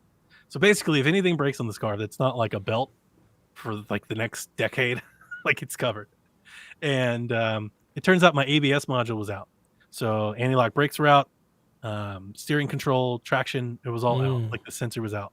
But when it was there and they were fixing it for me, they called me back and the mechanic was like, we need to redo the rear differential. They're like, it's just it needs to be adjusted. It's not right. And I was like, okay, I've never done this before in a car. And to be honest with you, I didn't even know if I was even going to like notice a difference. Notice a huge difference. One, the Challenger's completely rear drive, like all the power's right there. And the moment I picked it up, it jumps now, like off lights. Like, Nice. oh shit. Because apparently, I think what it was is it's either worn from the previous owners driving it out of whack, possibly a change in tires, or likely the fact that I tuned it and nobody adjusted it. So I took it to a customs place and had them put a tune on it. So I've tuned the car, and that was just never done. And now that that's done, the car feels like it just has so much more go in it. Like it's just so much more powerful. And then now so in my wheel setup, I went staggered with bigger wheels in the back, wider, bigger wheels. Now I actually have grip too. So now I've got grip. So now if I hit it, everything's transferred right into the wheel and I take off. So you're coming off the line like Toretto at the end of Fast and Furious. Definitely not. Definitely not. Not my little V6. But yeah, no, it's got all the power I could. So that's the thing. And man, I have I'll be like some of the guys at my friend's house, they'll be like, you don't put a V8 in it? I'm just like, why? So I can not go faster? like I'm not driving at 150 miles an hour as is. So what's the point of putting something in that makes it go faster than that? I have taken it. I think the most I've taken up to is about a 110. Kind of in North Georgia when I'm going to like my in-laws' house. My wife doesn't like it when I say that, but there's like some barren roads up there, and I'll let it go. Light up. The thing about the Challenger that is really difficult is that car feels slow. Like you're going 60 and you feel like you're going 25. I mean, floating. You can really go really fast without really paying attention. You'd be on the highway and go 90, feel like you're going 60. Because it is really smooth drive, especially as long as you're driving straight, right? It's got shit for performance. You're not turning and stuff like your imports and stuff. Like you're not taking corners in anything. It's a boat. There's no drifting in this. Yeah, it's a boat. But going forward, going straight, it flies. You see, back in the day, I used to drive an Acura Legend, and oh man, I had let one me of tell those. you, like talking about like I don't know how what just this is. Let me look this up. It's just a big old sedan. Okay. But let me tell you, it was smooth, and like how Donnie said, it felt slow, and then I would look at the gauge and I'm like, oh, 90. God. Okay, Yeah. let me pull it That back. thing had pick up. Yes, it did. It was clean, it was fast, and it was just like, so I'd just be on the freeway and I'm like going. I'm like, oh, I'm doing too much. Like I need to pull it back because I'm flooring it here. But you did not feel it inside. No rattle, no rumble, just The car just glide. floated, man. It was just floated. nice. So Yeah. nice. That was probably where I fell in love with Acuras. Yeah. I've got a crazy thing that I'd like to put towards the group and the listeners. If you've got a take on it, If you're still listening, Yeah, you're still listening, let me know. we flip this. Because so my Challenger's Cut this old. DLC last one. My right? Challenger's old. 2011, coming up 10 years old now, and I plan on keeping it for a very long time, if not forever. Like I don't really have any plans to get rid of it. It's got low miles, so I got plenty of life left in the vehicle. I'm not worried. However, the V6 Pentastar engine that is in it is kind of a workhorse for Dodge. I put it in a lot of stuff. And as they start to transition to more electric vehicles, I am starting to ponder whether or not I should stash an engine. Just buy one. They're not that expensive. Just buy one now, put it in the garage. And 10 years from now, when I need it, I won't have to like go junking or, find somebody. Like I'm wondering 10 years from now, will it still be, I know it's not going to be as available as it is today, but I'm wondering like, can I depend on it being there for me 10 years from now, or do I need to invest in this now? Because I can get completely rebuilt ones for like $2,200, and that is fucking cheap. Like that is not that much for an engine, right? And I could just take it to somebody, have them put it in for a couple grand, down the road. I would say, like in my opinion, because I've actually been. It's funny you say this. I've been thinking about this a lot. So I have a 327 in the Chevelle. Not super powerful, gets the job done. It's like you said, it's a workhorse. It does what it's supposed to do. Thinking about getting another one for the exact same reason, because once this one dumps out, it's old. I mean, it's 1968. Like how it's still going, it's beyond me. But it's a very simple engine. So I'm like, do I get another one rebuilt so that when this one takes a crap on me, I don't lose the whole And I'm car? not even, to be honest with you, I'm not even really thinking about because I honestly think that engine that it's in there, because the engine that I have now, obviously they're tuned differently, but the V6 Pentastar engine that Dodge has is basically like in all their vans, all their trucks, all their muscle cars. Like every V6 option has this in there. And the reason that this engine is such a workhorse is it has dependability, power, but gas mileage. Like the reason that it's so popular is it gets about 25 miles to the gallon, which may not sound like a lot, but for a full duty pickup or a big muscle car, that's a lot. Oh yeah, like that's especially to deliver power. Like I said, I think off the line it's like 320 horsepower, and with the tune and everything, it's more like 350, 360, something like that. You're pushing up there, So that's a lot of power for a V6 as well to have gas economy. Yeah. And so with them being so cheap, I kind of look at it as a investment, and not necessarily because I think my engine's going to go bad. I'm more thinking eventually, 150,000 miles or so, transmission is going to go out. So when the transmission goes out, would it be smarter to just roll up with an engine and be like, just do the whole damn thing? Like you're already going to be in there, just pop the whole thing out and I'll have a brand new car. Yeah. I'll spend $5,000 and it'd be a brand new Challenger. Yeah. Well, and that's kind of what I'm saying. It's like they drop one, put another in, boom, I move, and then I get now this old one that is struggling, rebuilt, and just keep cycling my swapping them up. Yeah. The thing that I don't know is I don't know if because I expect the electric car craze to really go hard. Yeah. If I had to make a guess now, if I was like betting against my future, I would think that those engines would be hard to come by 10 or 15 years from now. But maybe I'm just wrong. Like you can get an engine now for your Chevelle. So like maybe I'm just wrong, and maybe it'll be the same 10 years from now, and I've just spent money that I didn't really need to spend. I don't know. I think the market's just going to become more niche. Yeah, and if there's less demand, the price is going to go up. Yeah, price goes up. And that's why I think I could still cop an engine for my car at a fairly decent price, because gas-powered engines are still king. Still a thing, at the moment. exactly. Yeah. Until they're not, and then I'm going to Until they're not, then the price starts to go up. Yeah. So I'm thinking brand new engine for I can get a brand new engine for like $3,000, or completely rebuilt for like $2,000. Yeah. Like in all seriousness, $2,000 is not much for an engine. No. That's No, really really not good. that much, man. No, you could do it. You know me. Yeah. Every time you say, should I buy this? I'm always like, yeah, duh. Well, it's a huge commitment. It's like to be this giant damn crate sitting in my garage for a decade. Like I'm never going to use it. Like I'm just thinking, build the shed out back and just throw it back there, man. Yeah, is it a good Build you a car shed. investment if I'm not planning to get rid of the car? I think if anything, revisit this. It sounds like a long window, but it'll go by fast. 5 years. Revisit this in 5 years. I wish I could talk to like a mechanic at like Dodge. I would have said 2.5. I would say like 2.5 years, because the way all the electronic. Remember, it's already cars are 10 years picking up. old. Yeah. That's what I'm Specifically saying. You know what? mine. Maybe Dev's more right. Like 2.5, start revisiting the thought. And then 2.5 to 5 years, start like, I'm making the purchase, or like, because a lot could change, and you could be like, you know what? I think I want to move on. Or See, I'm most getting people older. that I've talked to, they're like, you just get rid of this one and get a new one. Just get a new car, get a new muscle car, a new Challenger. Yeah. But if my Challenger is my Challenger and it works great, it just needs a Then new I don't engine, want it. and I can get a new engine, then why See, not do that? that's where I'm struggling right now. Is my wife really wants me to get a new car? I know my car is getting. I almost have like 300,000 miles on my FJ Cruiser, Wow. and it's a 2007, and it runs fine, and I love my car. And she's like, just get a new one, get something else, and I'm like, For what?